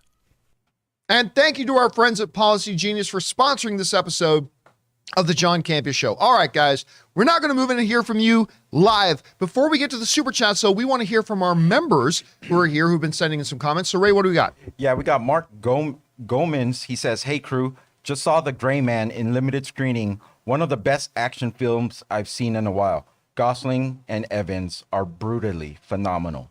I'm looking forward to seeing. I was at a world premiere of my friend's movie last night. Right beside it in the theater next to it, Gray Man was having its premiere. So I was like, ooh, can't wait to see that. All right, what's next? Aiden Foley writes, "And Harrison Ford's amazing reaction to David Blaine." Oh, yeah. That, again, one of the best things you can possibly see on YouTube. All right, what's next? Francisco Gomez Vega writes, "Just want to send my love and appreciation for this awesome team. Welcome, Amy. Chris, love to see you are well and back. Greetings from Chile. Colo Colo." Oh, thanks so much for sending that in, man. It's always cool when people want to write in messages just to be supportive and encouraging. Thank you for that, man. All right, what's next? Rampage Predacon writes, "Imagine being the Fugitive director having to direct Hollywood's two great actors, Harrison Ford and Tommy Lee Jones, but also two of the biggest grouches in Hollywood." I can't even imagine. I mean, like I've told you stories about us trying to interview Tommy Lee Jones, and he is a tough dude. But man, he is a great actor. I've told you Logan's Harrison Ford story too. Yeah. When they met at the strip club. Oh, I remember that one. Yes, it's a good one. All right, what's next? Backgear Play says, "Is the daughter of Iron Man or Happy Hogan will be in the Ironheart?" I have no idea that. Oh, the little girl, the cheeseburgers. Yeah, I have no idea if they're going to bring her back in or not. No idea. All right, what's next? Okay, Murray writes, "Enjoyed the finale of Miss Marvel. Didn't love the whole 6-episode format, but satisfying ending. Great post-credit scene. Here's hoping She-Hulk is great, and hopefully a Black Panther 2 trailer soon." I don't care when they drop a trailer. That for almost any movie, I just don't care. It's a commercial, so we'll see. I'll get excited about when it drops. But yes, this series was really good, but it could have been spectacular if they had either made the episodes longer or given it a few more episodes, or shortened it and tightened it and released it as a movie. I mean, the 6-episode format thing, about 30 to 40 minutes, it does not work. All right, what's next? Okay, James LH said, "John, been a while since I could write in live. Talking about Harrison Ford, I grew up with Solo and Indy, but it was his Oscar-nominated role in Witness that made me appreciate his acting even more." I mean, listen, there's Witness is a great example of that, but there are a number of Harrison Ford films that you would be forgiven to say, oh, that was the one that made me realize he was more than just Indy or Solo. That one was the one that it's just, he does some spectacular stuff. So I'm glad you like that one, because Witness is one of my favorites he does. All right, what's next? Greg Scott Bailey writes, I'm still to this day genuinely curious what specifically Lord and Miller were doing different with Solo. Curious, but I'm perfectly happy with what we end up getting. I rewatch Solo the most these days. Yeah, I think someday, 10 years from now, somebody's going to write a book and we'll probably hear what it is. But at the end of the day, we ended up with a product I really liked. So that's good enough for me. Okay. All right, what's next? And last one, James Argenta, he says, prediction. Alden is playing Zeke Stane, son of the villain of first Iron Man. Obadiah Stane's son?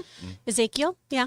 It could happen. That wouldn't be a bad loop in. What if they do a real dumb line, though, where they're like, Riri Williams built this in a dorm with a box of scraps.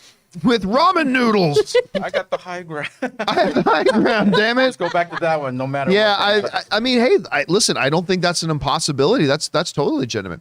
Okay. Thanks a lot, guys. All right, for now, let's get into our super chats. So, Amy, what do we got? First off, the Richard sending in a super chat. Thank you, the Richard. Ulatan says, Ms. Marvel is warm, family-centric, and is pure of heart. Love this show. The scenes when Kamala's parents give her love and support gets me every time. I'll tell you what, they could have made this whole show just that. She didn't even need to have power. And I feel like that's the mark of a good superhero piece of media. If it's like, if they didn't have powers, I would just watch a show about this Pakistani family in Jersey. Yep. I would watch the hell out of it. 1,000%. I love that you put, I think that's absolutely the right take on that. All right, what's next? Anubis Genocide said, so stayed up to 2 a.m. for Ms. Marvel, since in Winnipeg, that's when Disney Plus episodes drop here.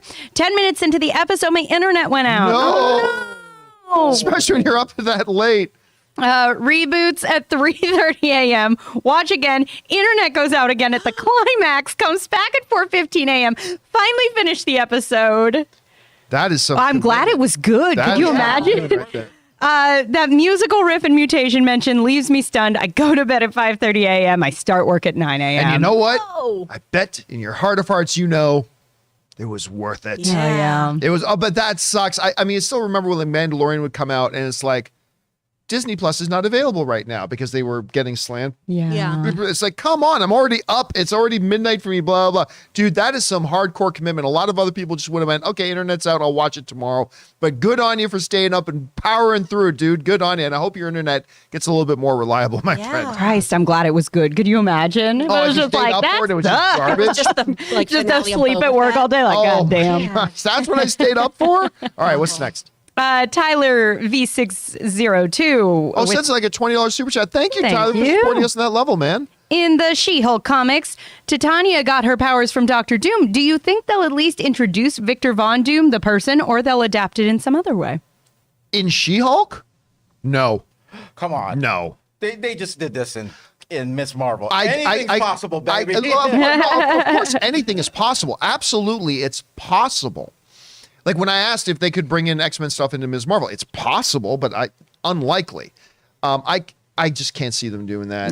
Not here. I don't think they're even ready to start introducing Doctor Doom yet at all. Yeah. I think they're probably going to save that for Fantastic Four, but it doesn't necessarily have to be Fantastic Four. I don't think they're going to do that in She-Hulk. Plus, she got her powers from the comics in Secret Wars. I mean, if that was the case, they would have just introduced her in the Secret Wars stuff coming out, but they didn't. Yeah. Yep, exactly. I feel like it's going to be she has powers because she has powers. Yeah. Like that's all you Shut up. gotta do. Watch the show. She hit her head. at She got Christopher powers. Enjoy All right. Jamila. What's next? Joel said the Munsters trailer looks like a low-budget porno. Yeah. Yes, it does. What kind of porn are all of you watching? That would be Not the good stuff, apparently. What? Apparently Where's that not the link, good baby? stuff. I'll All right, what's Yeah. next? 100%. Andy said, Chris, my Riverdale buddy, you're back. Glad to see you're doing well. Oh, thanks, Andy. And I know we talked about this. I did not give in. I did not go back to Riverdale. I was so sick and so bored. I was real annoyed because Logan didn't get as sick as me, and I really wanted him to be that sick and miserable. But he slept the whole time, and I'd just be poking him, being like, "You're the only person who's here to entertain me." So I almost went back to Riverdale. I was that friggin' bored, John. Oh, that's when it's dark times. Yeah, The Riverdale Ooh, relapse. It was bleak. It was bleak. All right, what's next? Kylo Ken said, John, what do you think of the theory that Wanda's death is the catalyst for mutants regarding their memories or powers? Nah, I don't buy that. I honestly don't think that makes a lick of sense. That just makes no sense whatsoever in the world. So, Don't even know that she's dead for sure. yeah, I mean, I kind of think she's dead, I do but too, but you know. but there's, I mean, this is the MC fake death universe, Yeah. so I mean, you never that know. But explosion could have been her going somewhere. Yeah. I really don't think there's any connection there at all for No that. one's perma-dead. Yeah. I mean, if they were going to do that, then when she died in Doctor Strange, they would have done something that we could go, that would left the audience going, well, what was that? And then answer it later, but literally nothing happened. So I don't think there's any chance of that. All right, what's next? Suthius said, introduce mutants in Ms. Marvel, said no one ever. Yeah. Again, like I said, did I know it was possible? Sure. Would I have bet money against it? Yeah, I would have lost a lot of money on that bet. I totally shocked and surprised. Those are the best kind. All right, what's next? Stubble McShave said, Harrison Ford is the face of the competent everyman. I like that definition. I mean, I wonder if that's been around for a while. If so, I've not heard it. That's a really, really good one, man. I appreciate that. All I right, wish what's every next? man looked like Harrison Ford. You know what I'm saying? All right, what's next? All right. Angel Leon said, why is nobody talking about Ms. Marvel's score and what are your favorite movie or TV scores? Well, I mean, honestly, I think it's because the soundtrack for the movie stands out more than the score does. But, you know, I often tell you, the job of the score, John Williams talked about this once. Sometimes the job of a score is just to blend into the background and is there giving flavor to the scene without you ever even noticing it. And I found for a lot of Ms. Marvel, that's what it was for me. But it's just that the soundtrack was so good. And right? to go along with the visuals too. Yeah. It seemed like hand in hand. Perfect. Like if you listen to that music without seeing anything, it may feel differently, but it just went well together every time. Every time a song came on, it was like the perfect scene for it. All right. What's next? Russell Amador said, Moon Knight, best MCU masterclass by Mr. Isaac. I have to disagree a lot. I thought I liked Moon Knight. I did, but I did not think it was great. The performance by Oscar Isaac is phenomenal. Absolutely. But I just didn't, at the end of the day, I just thought it could have been much better. Even, don't get me wrong, I didn't dislike it. I liked it. I just could have been a lot better, in my opinion. All right, what's next? Ron H. said, on Netflix Canada menu, saw a couple of Korean TV shows with a new episode weekly banner. Ooh. Guess they're starting to experiment with weekly release schedule. Curious that K-shows are the test. Gosh, if only somebody had been telling everybody for like over a year that Netflix is going to start experimenting with week-to-week releases and more than just dumping the whole things at once.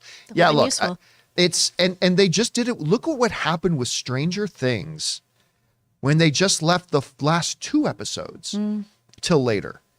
Instead of what happens with Stranger Things every season, they drop the season, everybody talks about it for about 3 days, and then nobody's talking about it anymore. Even though we all loved it and enjoyed it and blah, blah, no one talks about it anymore.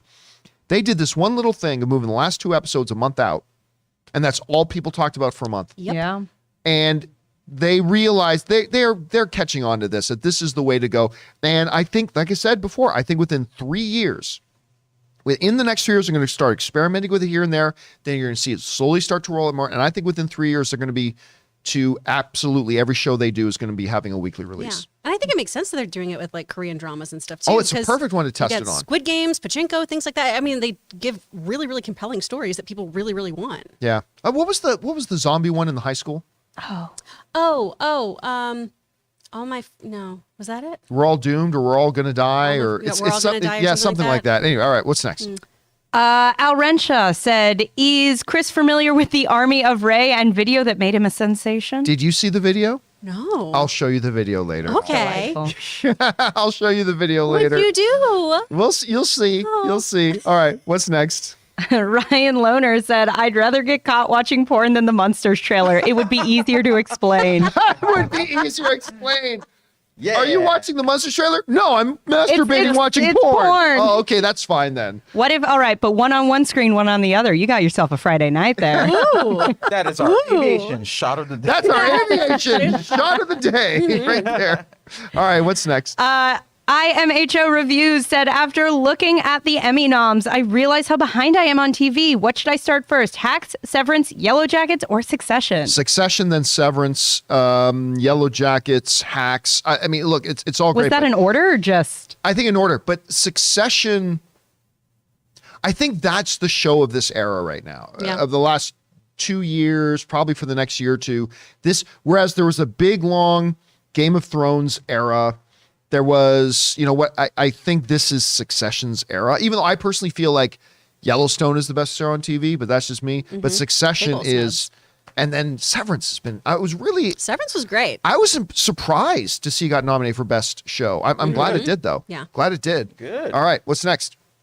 Michael Bradley said, just wanted to clear up my question yesterday. I wanted to say the MCU will not answer my question, not that you wouldn't answer it. Oh, wait a minute. No, I can't remember what the original Yeah, thing was. I was thinking of something else there for a second. But anyway, very courteous of you to clear that up, though, man. I appreciate that.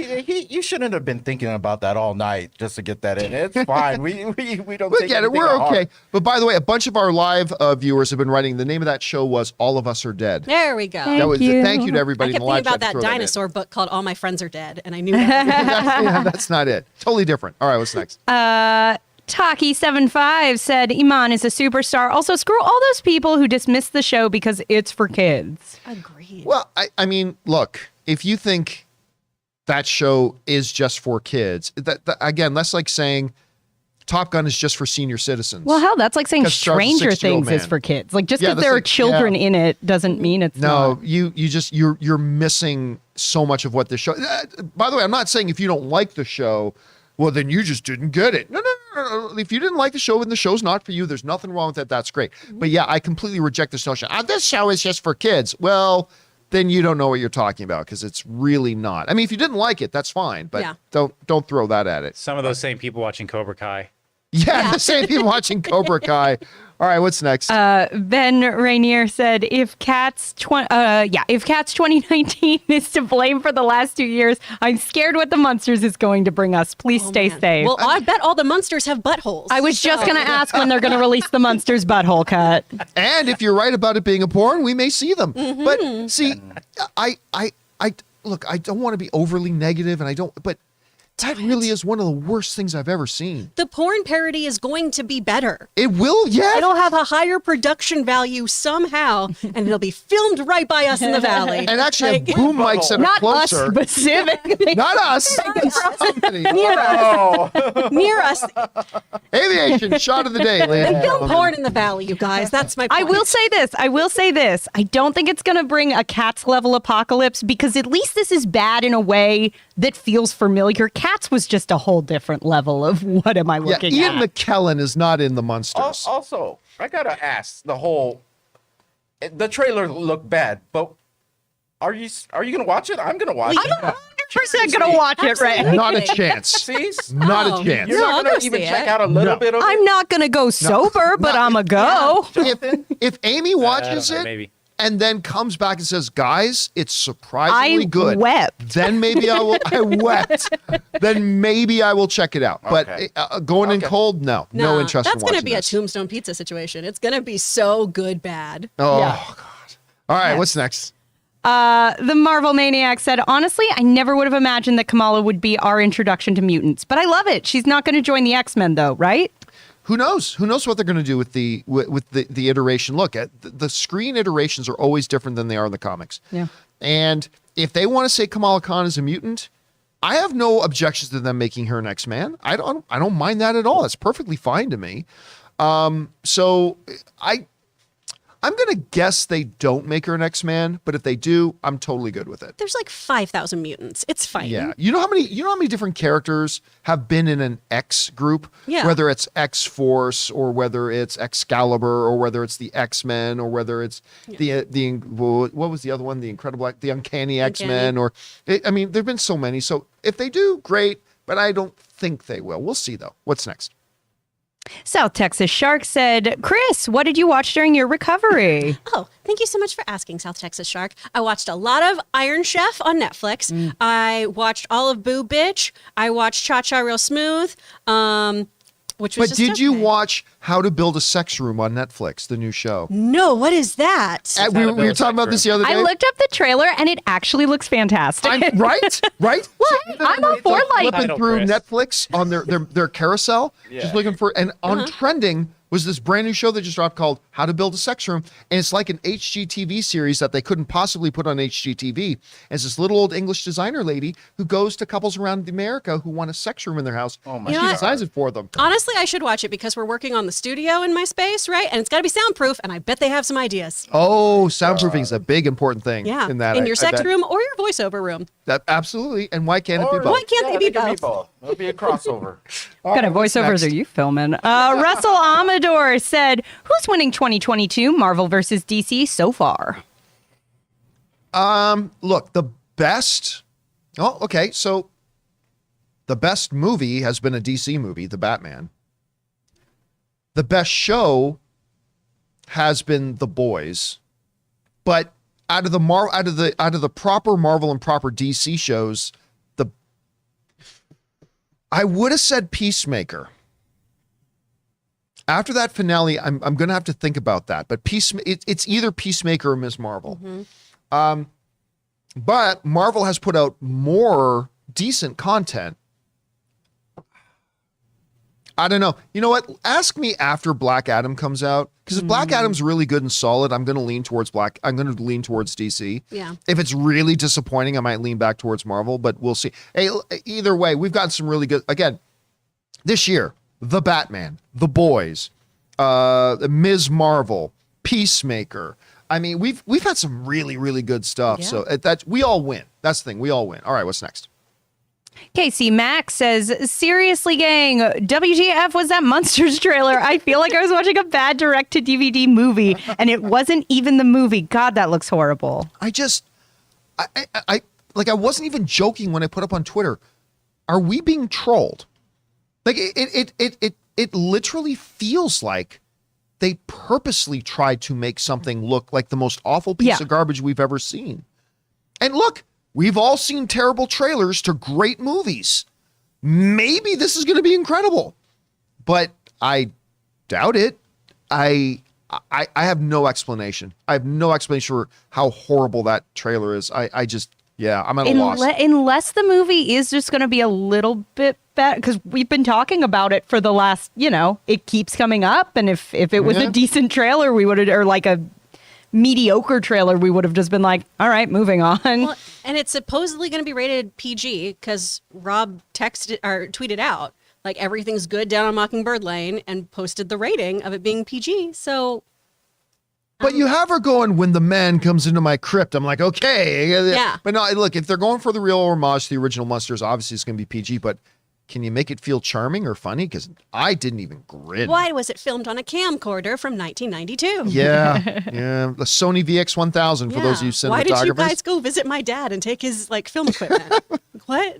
How often did you have to change VHS tapes out of your camera? Are you proud you could carry it all in a fanny pack? I don't understand. All right, what's next?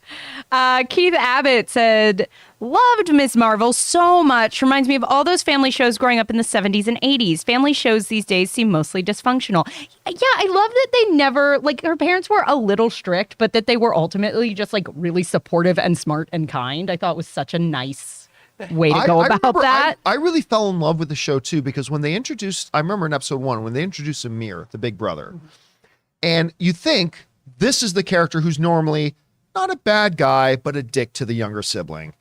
And then they very quickly show you that scene where he comes to her bedroom and they talk. And I'm like, I love this family. Mm-hmm. I just want to hang out every week just in this house and hang out with this family. No, on my even television she screen. didn't do a ton, but the wife was super cool. I just loved that. It was Amir's fiance at first. It was I like everyone here, and that's fun. Yeah. It reminds me a lot of the movie, the Lupita Nyong'o movie, Queen of Katwe, where I came out of that movie and I said, you know what? Once in a while, I just like seeing a movie about good people doing good things. And it's something that just makes my heart smile. I love this show. All right, what's next? Ron H. said, for me, Ms. Marvel's finale was really good and did more to stoke my excitement for the future of the MCU than the last couple of films and shows have. Yes. I mean, look, one of the things the MCU has not done well in Phase 4, and I'm totally okay with this, is giving us an idea about where Phase 4 is going. They really haven't done that. And I'm okay with that. But yes, Ms. Marvel, and again, it is not hyperbole, with maybe the exception of Nick Fury showing up at the end of Iron Man, this is the most significant development that's ever happened in the MCU. The introduction of mutants and the X-Men music playing, by extension, the X-Men, is the most significant thing they've ever done. So the show in and of itself was a big win. And then they end it with this thing and a post-credit scene, which we'll talk about later. So they did a number of things in here that kind of opened up the horizons about what the future of the MCU is. And I thought that was really cool. All right, what's next? Fanjecture says, I wasn't expecting much from Ford in 42 right after doing Crystal Skull, Morning Glory, and Cowboys vs. Aliens, but he was amazing and it resurrected his career. Well, let's be clear though, Fanjecture. Harrison Ford could have done 8 more in a row that were all stinkers, and he still wouldn't have needed his career resurrected. He still would have been Harrison Ford and still could have come in at any time. But you're right, 42, which he did with Chadwick Boseman, he was incredibly good in that. I mean, that was, I didn't super love that movie. I didn't think that movie did real justice to the legacy of Jackie Robinson, but the performances in it were incredible. So yeah, it was good to see him crush a win after a couple like Morning Glory, how to cook the perfect frittata. It's like, did he really just say that? Yeah, Morning Glory was not one of his finer moments. All right, what's next? Calvin Patel said, really upset The Offer and Matthew Good got snubbed for Emmys. I wasn't totally shocked that The Offer didn't get nominated for Best Series, although I loved it. And I personally would have nominated. That's fine.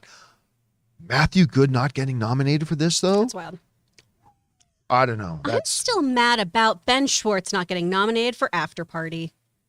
Well, and that would have been under the limited series, or would have been comedy? It's coming back, so it would have been comedy. That It's a really becomes tougher. stacked category. Because we were looking at that this year. The comedy category this year. Mm-hmm. Yeah, it was a tight one. I feel like a lot of the performance ones, because we were talking about like Sadie Sink and Millie Bobby Brown not getting anything for Stranger Things, but it's like, who would they have bumped, you know? Yeah, that's always the toughest thing when you're talking about Emmys or Oscars. But yeah, again, the comedy category this year, very packed. Mm-hmm. Good comedy's out. What's next? Bobby Jackson says, "Hi, John. I posed the question a couple weeks ago about Kamala's powers and possibly being a mutant, but you didn't think it was the case. Do you think it totally closes the door on Inhumans in the MCU?" Well, for number one, nobody thought mutants was the case, and I certainly didn't either. That's why I've been saying all episode, I would have lost a lot of money making that bet. Even though I knew it was possible, I never would have guessed it. I have never believed that Kevin Feige was going to bring Inhumans in. Mm-hmm. Never believed he will. I still don't think that Black Bolt showing up in Doctor Strange changes that for two reasons. Number one, they never said Inhuman, and number two, he clearly wasn't the same Black Bolt from the Inhuman series. And number three, that was Earth 838. But even though I don't think they'll ever bring in the Inhumans, does them saying she's going to be a mutant close the door officially on them ever doing Inhumans? No. I mean, I don't think they'll do Inhumans, but I don't think this closes the door on them maybe doing Inhumans if they wanted to someday.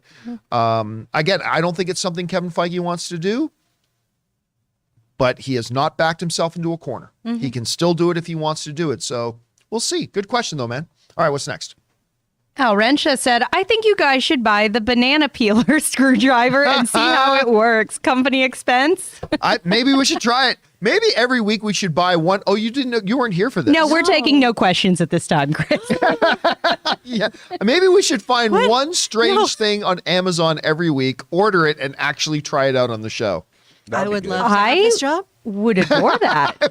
As long as you don't make me eat those gummy bears that kick this all off, I'm in. There's gummy bears. I missed so much. We were talking about the sugar-free gummy bears. Oh, why does that exist? Oh, they look up the Amazon reviews for the Haribo. Oh, the Haribo reviews are very sweet. They are not. not for the sugar-free ones. Not for the sugar-free ones. The regular ones, it's very wholesome. Where they're like, gummy bears are fucking great.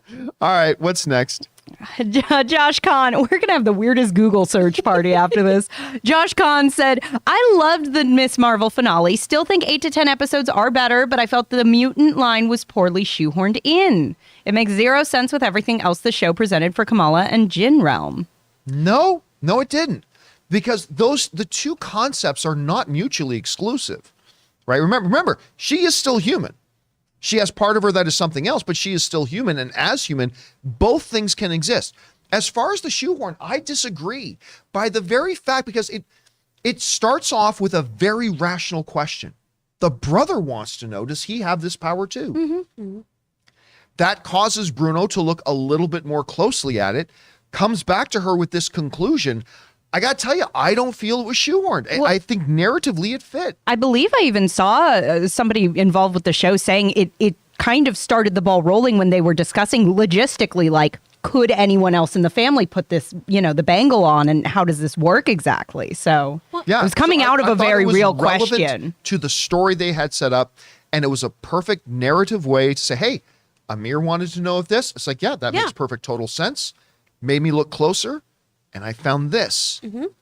It felt very natural to me. Well, especially when you look at it from the idea of Jin becoming folklore, right? Where it's people decided we're this, and this kind of mythos developed around it. I mean, Azazel's called Satan, and he's a demon, and he's a mutant. So, like, it all just goes back to how people perceived mutants and how they'll continue to perceive them, too. Yeah, so I think it all fits. There are still a lot of questions that they need to answer here, too. So let's see how it all kind of shapes out. All right, what's next? Jay said, "Best in-movie reveal since The Usual Suspects?" Since I'm terrible with movie dates, I don't know. I mean, when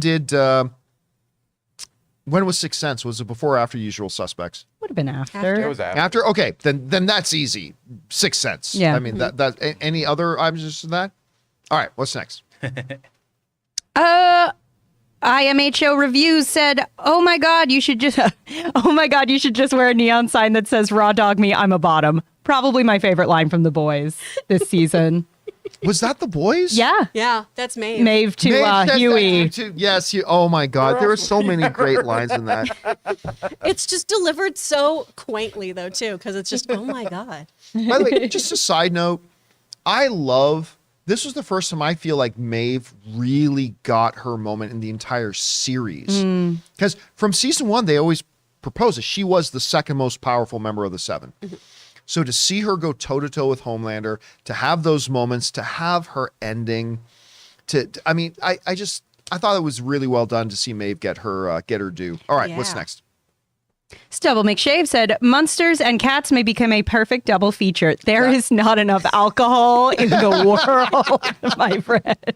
All right, what's next? Al Rensha said, "John, X-Men theme better than Stranger Things season 4 guitar solo. Zeus to Campea, you've been uninvited from the orgy." I mean, don't get me wrong. That was him getting up there, but we know he's a metalhead. He's in Metallica, so he gets up, he's going to play something. Metallica's the absolute most common sense thing that he would get up there and start riffing on. And it's great. It's great.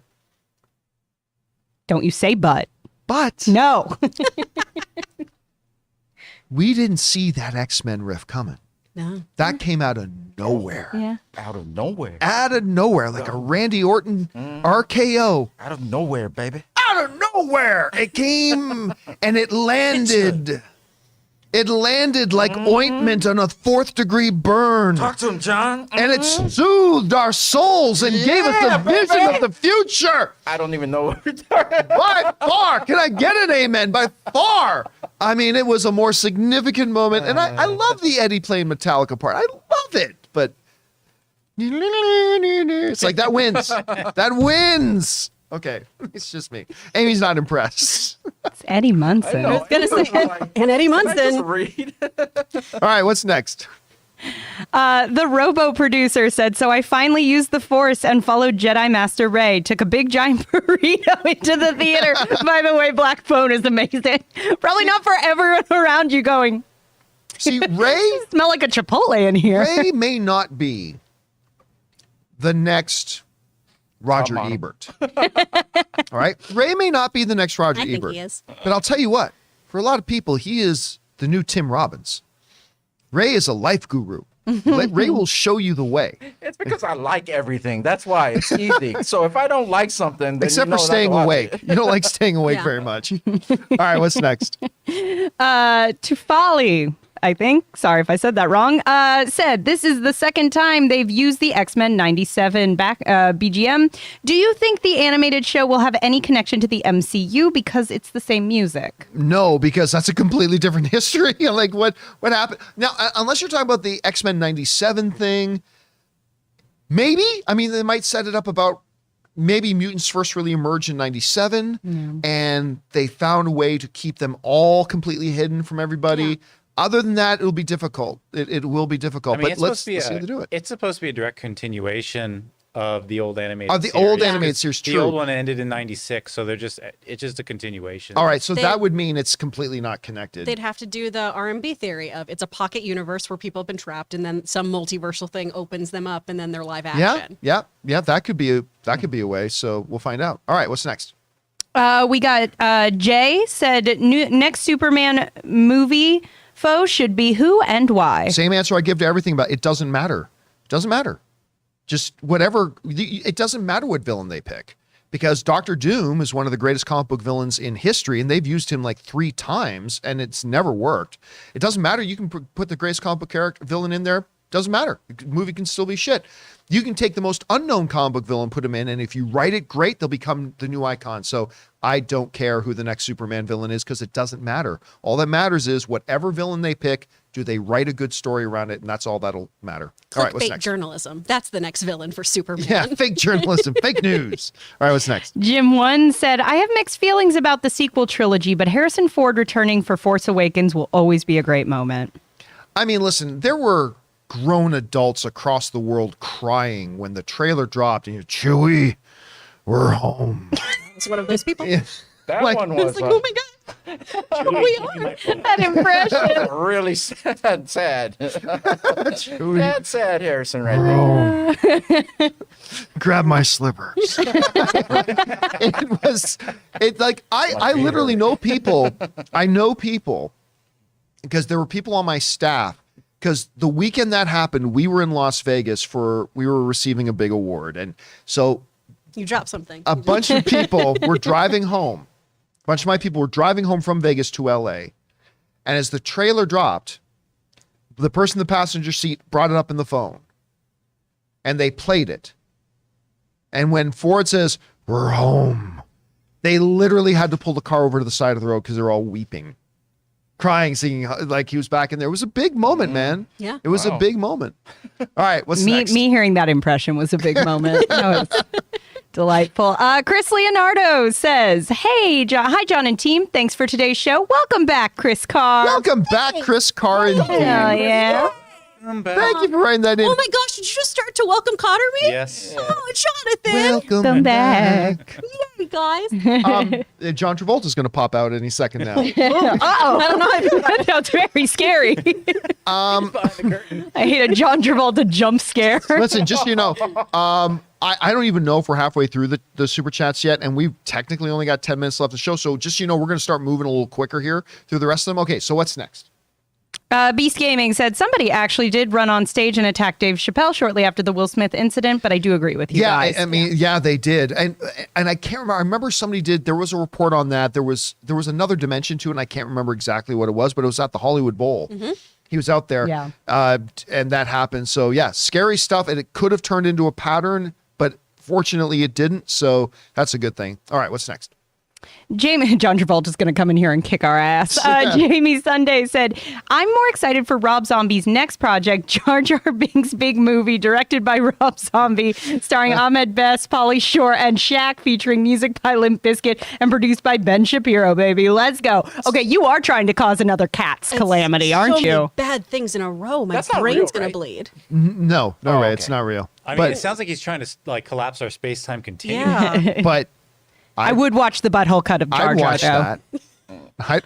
I'm not going to lie. I'd watch that. I'd watch it, but I wouldn't be happy. Maybe the first 5 minutes, give it a shot, see what happens.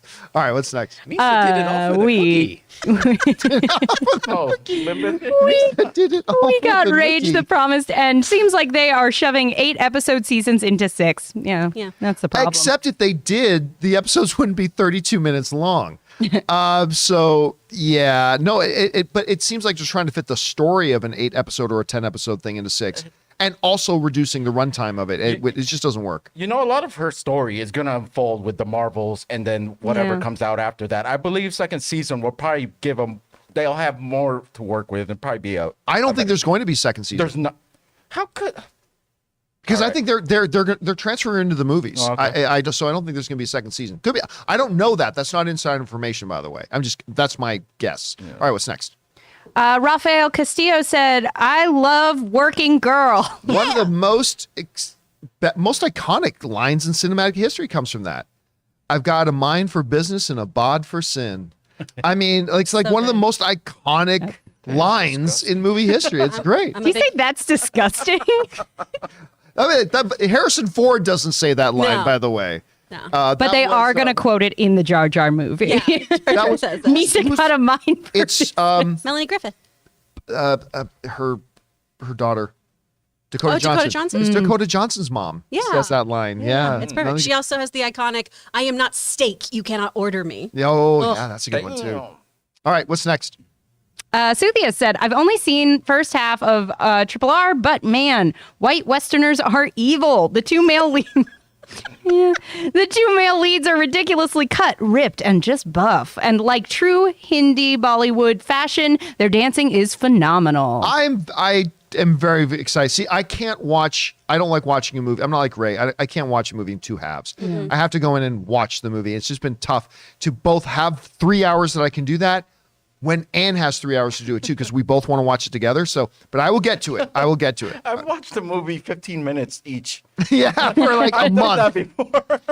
You watch it in Quibbies. Yeah. You watch it in Quibi length. Kylo Kin says, "Oh, does everyone want to I love it. All right, what's next? All right. TLH6187 said, "Hey crew, did you hear about Marvel's casting call for the Boudreaux family? Like Belladonna, aka Gambit's wife? Do you think it's true?" Nope, I don't. Yeah, I looked into that report, and while I cannot tell you definitively it's not true, there's not enough there for me to buy it. That again, let me be clear. I'm not debunking it. I'm not saying it's absolutely not true. I'm just saying it's one of those things that 9 times out of 10 doesn't turn out to be true. So I don't personally buy it. Also, but we'll see. It's possible. Those kind of characters, you're going to get dummy sides and dummy names too. And a lot of times you don't know what you're auditioning for, which is very upsetting. Like even the Umbrella Academy scripts, we had fake names and we had fake sides where they just wanted to get like a character read on you. Yeah. All right. What's next? Murray Reich says, "I meant to write yesterday that Thor 4 showtime was at 7, but ads started at 7 showtime, and then movie started at 7:35. Yeah. Okay, yeah, that makes sense. But it's too bad. Again, I don't mind them playing ads before the advertised showtime. You can put all the ads you want before the advertised showtime because that's not our time. If we're there early, we're there early. But yeah, I'm not going to go into my normal huge rant. You tell me a movie starts at 7, then you start at 7:35 and show me 35 minutes of ads. Tell me again why I fucking paid you $18 to be here. That's why you bring a burrito. That's why you bring a burrito. That's burrito time. Yeah, I don't want to hear any complaint if I bring in my own full fucking course meal into that at that point. I paid to be here and you're showing me 35 minutes of ads. Fuck you. All right, what's next? Fisted by Khonshu. Oh, no. Woo! Said, "So you want to build a sex kitchen starring chef pleasures?" There you go, Ray. That's just so. How can you build a delicious meal and a delicious marriage at the same time? Chef Pleasures is here to guide the way. I'm not eating there. Turkey bacon. I'm not eating there. All right, what's next? I feel like we had this one already, Jay. Next Superman movie foe should be who and why? Yeah. Yep. Al Renshaw said, "Footage of Black Panther 2. Do you think they will show at San Diego Comic-Con? Confirmation on new Black Panther? Maybe Namor. First look at Ironheart seem likely?" See, here's the thing. I think what is more likely at San Diego Comic-Con for Marvel is to show stuff of things we already know coming. I don't think they're going to make any blockbuster announcements. That may come at D23. Yep. So they're going to have to be careful about what they divvy out there. But yeah, I wouldn't be surprised at all if we get our first Black Panther 2 trailer. Yep. I wouldn't be surprised if we even get a little glimpse of the Marvels because that's already shot. It's already in the can. So I wouldn't be surprised about a lot of that kind of stuff. So I think that's a good possibility. All right, what's next? Ritwick said, "Gore God slaying scenes cut. Taika Waititi. Why isn't it possible?" Bob Chapek. "It's just not. Taika Waititi. Why not, you stupid..." Is that bastard? Maybe. Doesn't have enough letters, but all right. MCU suffers the chops of Chapek. Those scenes could have made Gore more scary and cruel. Absolutely. Yeah, like I said, and I'm somebody, again, I like this movie. When you hear me complaining about a bunch of different things in the movie, understand that I still like it. I'm glad I saw it. I liked it even more the second time I saw it. But still, it absolutely needed at least one of those scenes. It absolutely did. And if it got sacrificed at the altar of a corporate shill saying, this has got to be under 2 hours. Now we are starting to see the ramification. Because remember, I told you guys well over a year ago when it became public how Bob Chapek had restructured the power dynamics at Disney and removed power and authority from the creatives that Bob Iger had given them and instead put business people in charge over the creatives. I said, you're not going to feel it right away, but at some point in the near future, you're going to start to feel the ramifications of that. And this might be one of the first big tangible things. I think 6 episode runs is one of those things. I think this might be one of those things. Again, I'm not sure. I'm speculating, but not good. All right, what's next? Miguel Seja said, "Why no love for Super Pets? Looks fun." Looks shit. No, it looks horrible to me. It looks absolutely... I'm a big It's fan. no Monsters. I'm a big fan. Look, you guys know I'm a huge Dwayne The Rock Johnson guy. I love Dwayne Johnson, but not once did I remotely grin in any of those terrible trailers that they played. So It's going to be the best. I hope so. I hope so. I hope you're right. I hope it's great. I hope a lot of people tell me it's awesome. I go to see it and I have a great time. Yeah. But the trailer's been awesome. That's why I'm giving it no love right now. All right, what's next? Bobby Jackson said, could the mutant angle be a misdirect and we get Inhumans later when they claim Kamala as one of their own, setting up an X-Men versus Inhumans war? No. I mean, one of the main reasons I really don't think they're going to bring in humans, number one, as Chris Soakular put out, they're just mutants light. That's all Inhumans really are. And on top of all that, Kevin Feige hates the Inhumans. Yeah. Because they are PTSD for him from the time that he had to work with Ike Perlmutter. Mm-hmm. And the war he had to go through with Ike Perlmutter that ultimately ended with Feige saying, I want nothing to do with Eternals. Yeah. Or with Inhumans. So I just don't see it happening. It's the Sneetches versus the Steeches. It's the same thing. And so Yeah. if they have a war, you're just going to be like, you're the same. It's not interesting. All right, what's next? Papayas and Peas said, when Kevin Feige said in a couple of months the MCU story will be a little more direct, was he alluding to the end reveal in this episode? I don't think so, but he said we will soon start to become clearer picture, right? Mm-hmm. So I think maybe this might have been one of those pieces to the puzzle, one. But I also think this. I think once things start to become more clear, I think we're going to look back at movies like Thor 4, Eternals, things like that and go, oh, so these things were there in those movies. We just weren't able to recognize them for what they were. Mm-hmm. So we'll find that out. All right, what's next? Faisal says, are you guys excited for Comic-Con and Marvel to announce the rest of Phase 4 and Phase 5? My second question is, why do you think if CW being $0? So the reports are is that Warner Brothers Discovery is selling CW for $0. Oh. Now, that's not really true. Because a lot of times when you purchase something, you also acquire any debts that thing has. So let's say, for example, Jonathan Voico, producer Jonathan, had a company called, I don't know, Toe Jam. I'm just making it up. And Earl. Cute. Toe Jam is the name of his company. And his company, Toe Jam, owes Ray $1 million. Yeah. He contractually owes Ray $1 million. Here's the thing. If I buy Toe Jam from Jonathan Voico, I assume that liability. Now I owe Ray $1 million. Because if Toe Jam has a contract with Ray and he owes him $1 million, and I buy Toe Jam, that debt doesn't go away. I owe it. So the structure, from what I understand, is, and I may be missing some pieces here because I haven't read thoroughly into it, so I might be off on this. But basically, I think the reason you're seeing some of these things like a $0 purchase is because along with that $0 would come like $175 million in debt that the company would hold, right? So it might say $0, but it is going to cost whoever buys it something. So, and they get Riverdale. and they get Riverdale. So that's the other big catch. Just as for well. one more season, though. Just one more season. Going. But they can renew it now that Chapek won't be in charge. Or since Zaslav won't be in charge, that's they can. True. All right, what's next? J Master said, yesterday Marvel dropped a promo teasing the epic finale and saying that Ms. Marvel finale will have everybody talking. I freaking out and scream loud after Mutation and X-Men theme song playing. Listen, there's sometimes time slows down. And when he said Mutation, I was like, time froze for me a minute. And like in my head felt like a 35-minute conversation. Oh my God, he said Mutation.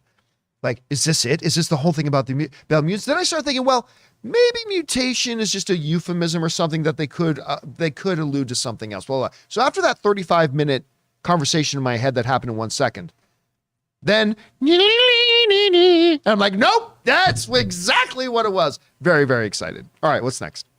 Matt Boyle says, just want to give a shout out to Taylor Sheridan. I think his work has become top tier. He's going to have a big impact in the film industry. He's already had a big impact in the film industry. He whether it's Sicario or whether it's Hell or High Water. By the way, Hell or High Water is a freaking masterpiece. So good. Wind River is absolutely phenomenal. This guy's on a roll right now. It's crazy. All right, what's next?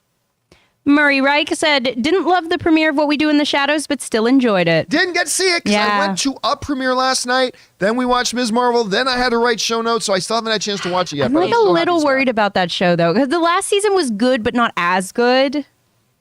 Yeah. Okay, you were looking at me like you were going to slap me for a second. I concur. I still thought it was great. It was great. But not I just as don't great want as it the to previous seasons. keep. It's one of those, like, even at its worst, that show's wildly entertaining. It's just in that, like, okay, just don't drop in quality anymore. Did you see the new episode? No, I haven't caught it yet. Okay, good. I thought you were alluding to like. No. All right, well, we'll see. Again, I haven't had a chance to watch it yet. Fingers crossed. All right, what's next? Sandwiches said, my grandfather was best friends with the director of The Fugitive, Andrew Davis. Oh, wow. They both grew up in Chicago, and my grandpa even made a cameo. Oh, that's fun. That's very cool. I mean, I would love to hear stories about that because that movie is just so good, so underrated, and too many people have not seen it. So again, if you haven't seen it yet, can you bring that back up there, Jonathan, for a second? If you haven't seen it yet, go watch Sandwich's grandfather's movie because that he appears in because it's really, really good. Thanks for sharing that, Sandwiches. All right, what's next? Mode Awesome says, love you guys and gals, never change. Oh, thank you so much, Mode Awesome. Appreciate that, man. All right, what's next? The Marvel Maniac said, do you guys feel bad for Inhuman fans at all? I know comic book fans are not happy with this development, but I think it makes sense. Change is okay. Go read the comics. Yeah, then You're read the fine. comics. I mean, let's face it. Inhumans, it's kind of like me as a fan of Armageddon, the movie Armageddon. There's not a lot of me. I love Armageddon. I proudly love Armageddon. There's not a lot of me. And that's fine. I don't talk to a lot of people that go, you know what I really need? Inhumans. I don't I don't hear that a lot. So no, I mean, listen, there's a lot of stuff out there that I love that in different mediums that I don't get. And that's fine. Like, we're not owed anything, but Inhumans had their chance. And honestly, in a world where you're going to have X-Men, there's just no need to have Inhumans, to be honest with you. That's just my take on it at any rate. All right, what's next? Everyone's like, Inhuman spec comics just went like downhill. Yeah. All right, what's next? Anubis Genocide said, just saw the full Smile trailer. All I can say is, nope, I'm out. Fuck that trailer so hard. That is a freaky trailer. I'm very excited about that movie. I can't wait to make you and Aaron watch it. I The hate premiere. so much. I cannot wait to watch you guys watch that. Aaron and I almost cried watching the trailer. Yes, you did. I put Yes, on you my did. hood and I climbed in her lap and was like, no. All right, what's next? Entertainment fan, send in a super Thank chat you, in. entertainment fan. Jim One said, Ford turns 80 1 week after Cruise turns 60. Legends. Yeah, I mean, absolutely. And they're both still going so Irrelevant strong. legends. What's that? Irrelevant legend. Oh, that's right. I forgot. Completely irrelevant. Mention them. We shouldn't. I even forgot. mention Mickey them. Rourke Mickey Rourke has taught us entered the chat. that they are completely irrelevant. What Yeah, an I forgot about irrelevant that. birthday that was. All right, what's next? Shahan Narsang said, loved how Ray pointed out how awesome the soundtrack is in Miss Marvel. Lots of indie artists. Give them a listen. So proud of our Brown squad. I'll tell you what, whenever the show, the ending credits, they would play that music, and Ann and I would not, like, when a show ends and the end credits starts, we stop the show. But we wouldn't for Ms. Marvel because we just loved listening to that music. It just sounded way too cool. There's only 2 shows that I actually let the intro music play. That's Miss Marvel and then Winning Time with the Lakers. I love. Oh, that yeah, intro the winning song. time was really Yep. good too. All right, what's next? Raizio said, thank you for saving my life, John. At the beginning of this year, I didn't want to be here anymore, but having the show to look forward to at the... Do we have a part 2? There we go. The end of the day gave me a reason to keep on going. It brought me happiness when I thought there was none. I just kept on breathing. Castaway. I mean, listen, there were, unfortunately, there were a couple of people in my life that I wish I could have said that to. And that is awesome. Thank you for that. But while I'm super glad you're here watching this show, and I'm glad this show has been able to be that for you and other people that we hear from, that is awesome. Don't stop at that. Like, it's unfortunate there's a stigma to this. When you want to get in better physical condition, nobody looks badly at you for going to the gym. We go like, oh, that's awesome, because we go to increase our physical health and we put our thumbs up to that. But for some reason in our culture and society, when people want to do something to increase their mental health and go and get help, go get therapy, go see somebody, somehow there's a stigma attached to that. That's bullshit. That's like going to the gym for your mind, right? So while I love that our show's been able to be that for you 100%, please make sure if you haven't done so already, please take that next step. Get your mind into the gym. Seek out some therapy, seek out some help. There are people who can help you, and get yourself, into tip mental health as well, because that's a real key thing. But again, thank you for letting us be a part of that, and we appreciate it, man. We're glad that you're here. All right, what's next? Daniel Hinojosa says, how the fuck do you guys notice all these inconsistencies in movies unless you're actually looking for them? I must be too caught up in the moment of movies. Listen, when you think about this, I don't notice any of it. If you love your car and you come out of the grocery store and there's a tiniest ding somewhere on the car, you'll notice immediately. You will notice immediately. When you're a big fan of a franchise and you're wrapped up into it and you're very well versed in it, when something happens that is either an inconsistency or a logical fallacy, it'll jump out to you quickly, just like a little ding on your favorite car will do. So yeah, you don't have to be looking for it. It'll just stand out to you like a fly on a wedding cake. Yeah. It's just there and it stands out to you. All right, what's next?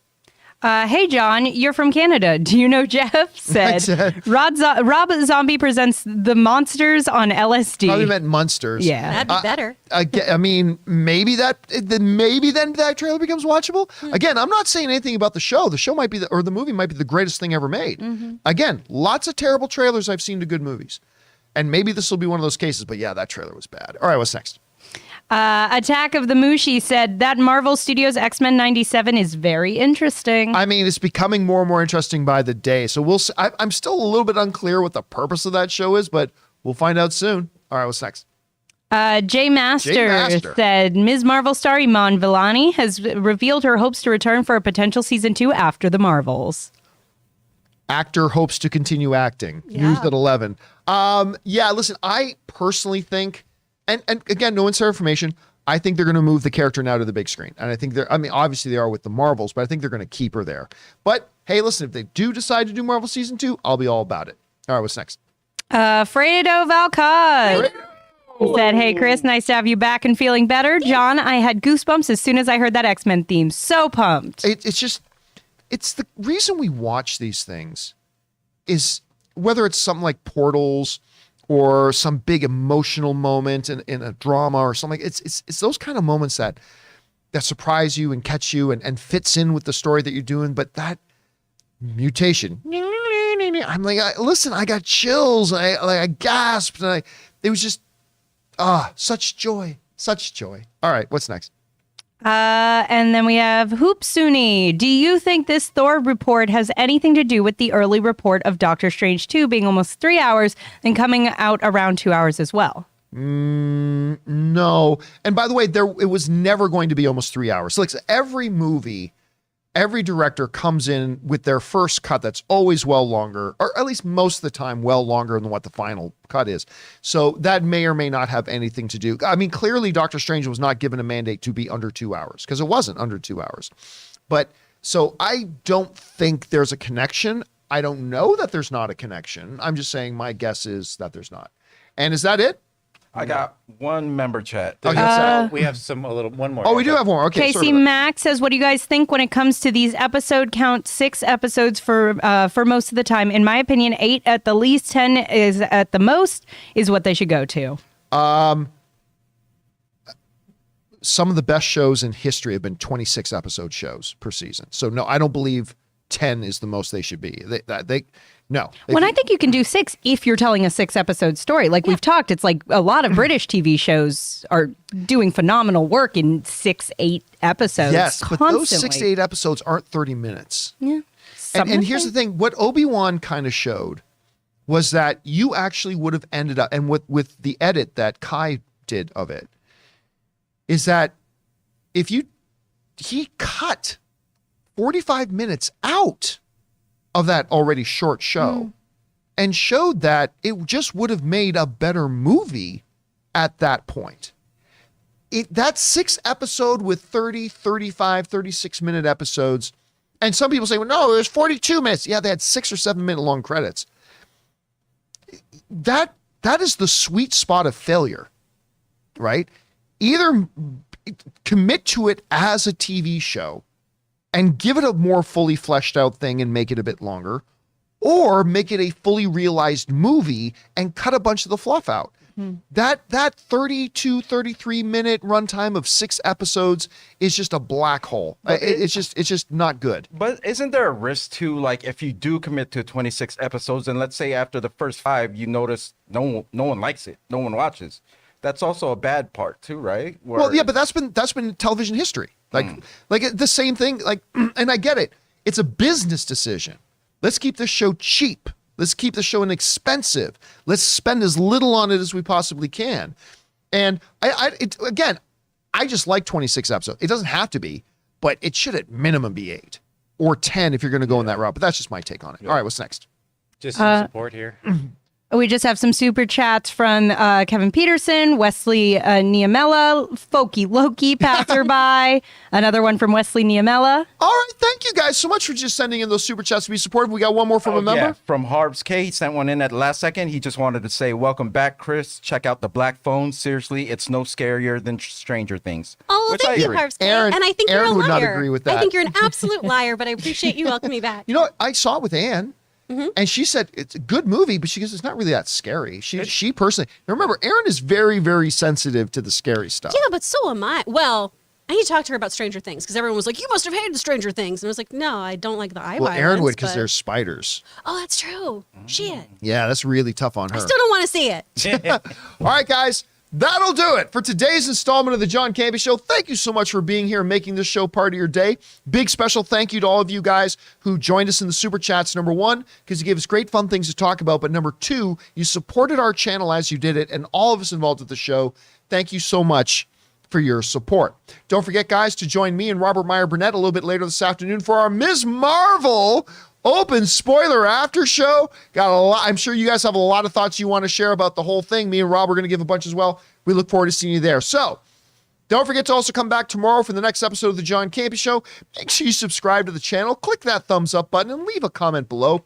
For everybody in the room, Chris Carr, Amy Newman, Ray Ora, producer Jonathan Voico, and myself, John Campea, that'll do for now. Thanks a lot for being here. And until next time, my friends, bye-bye.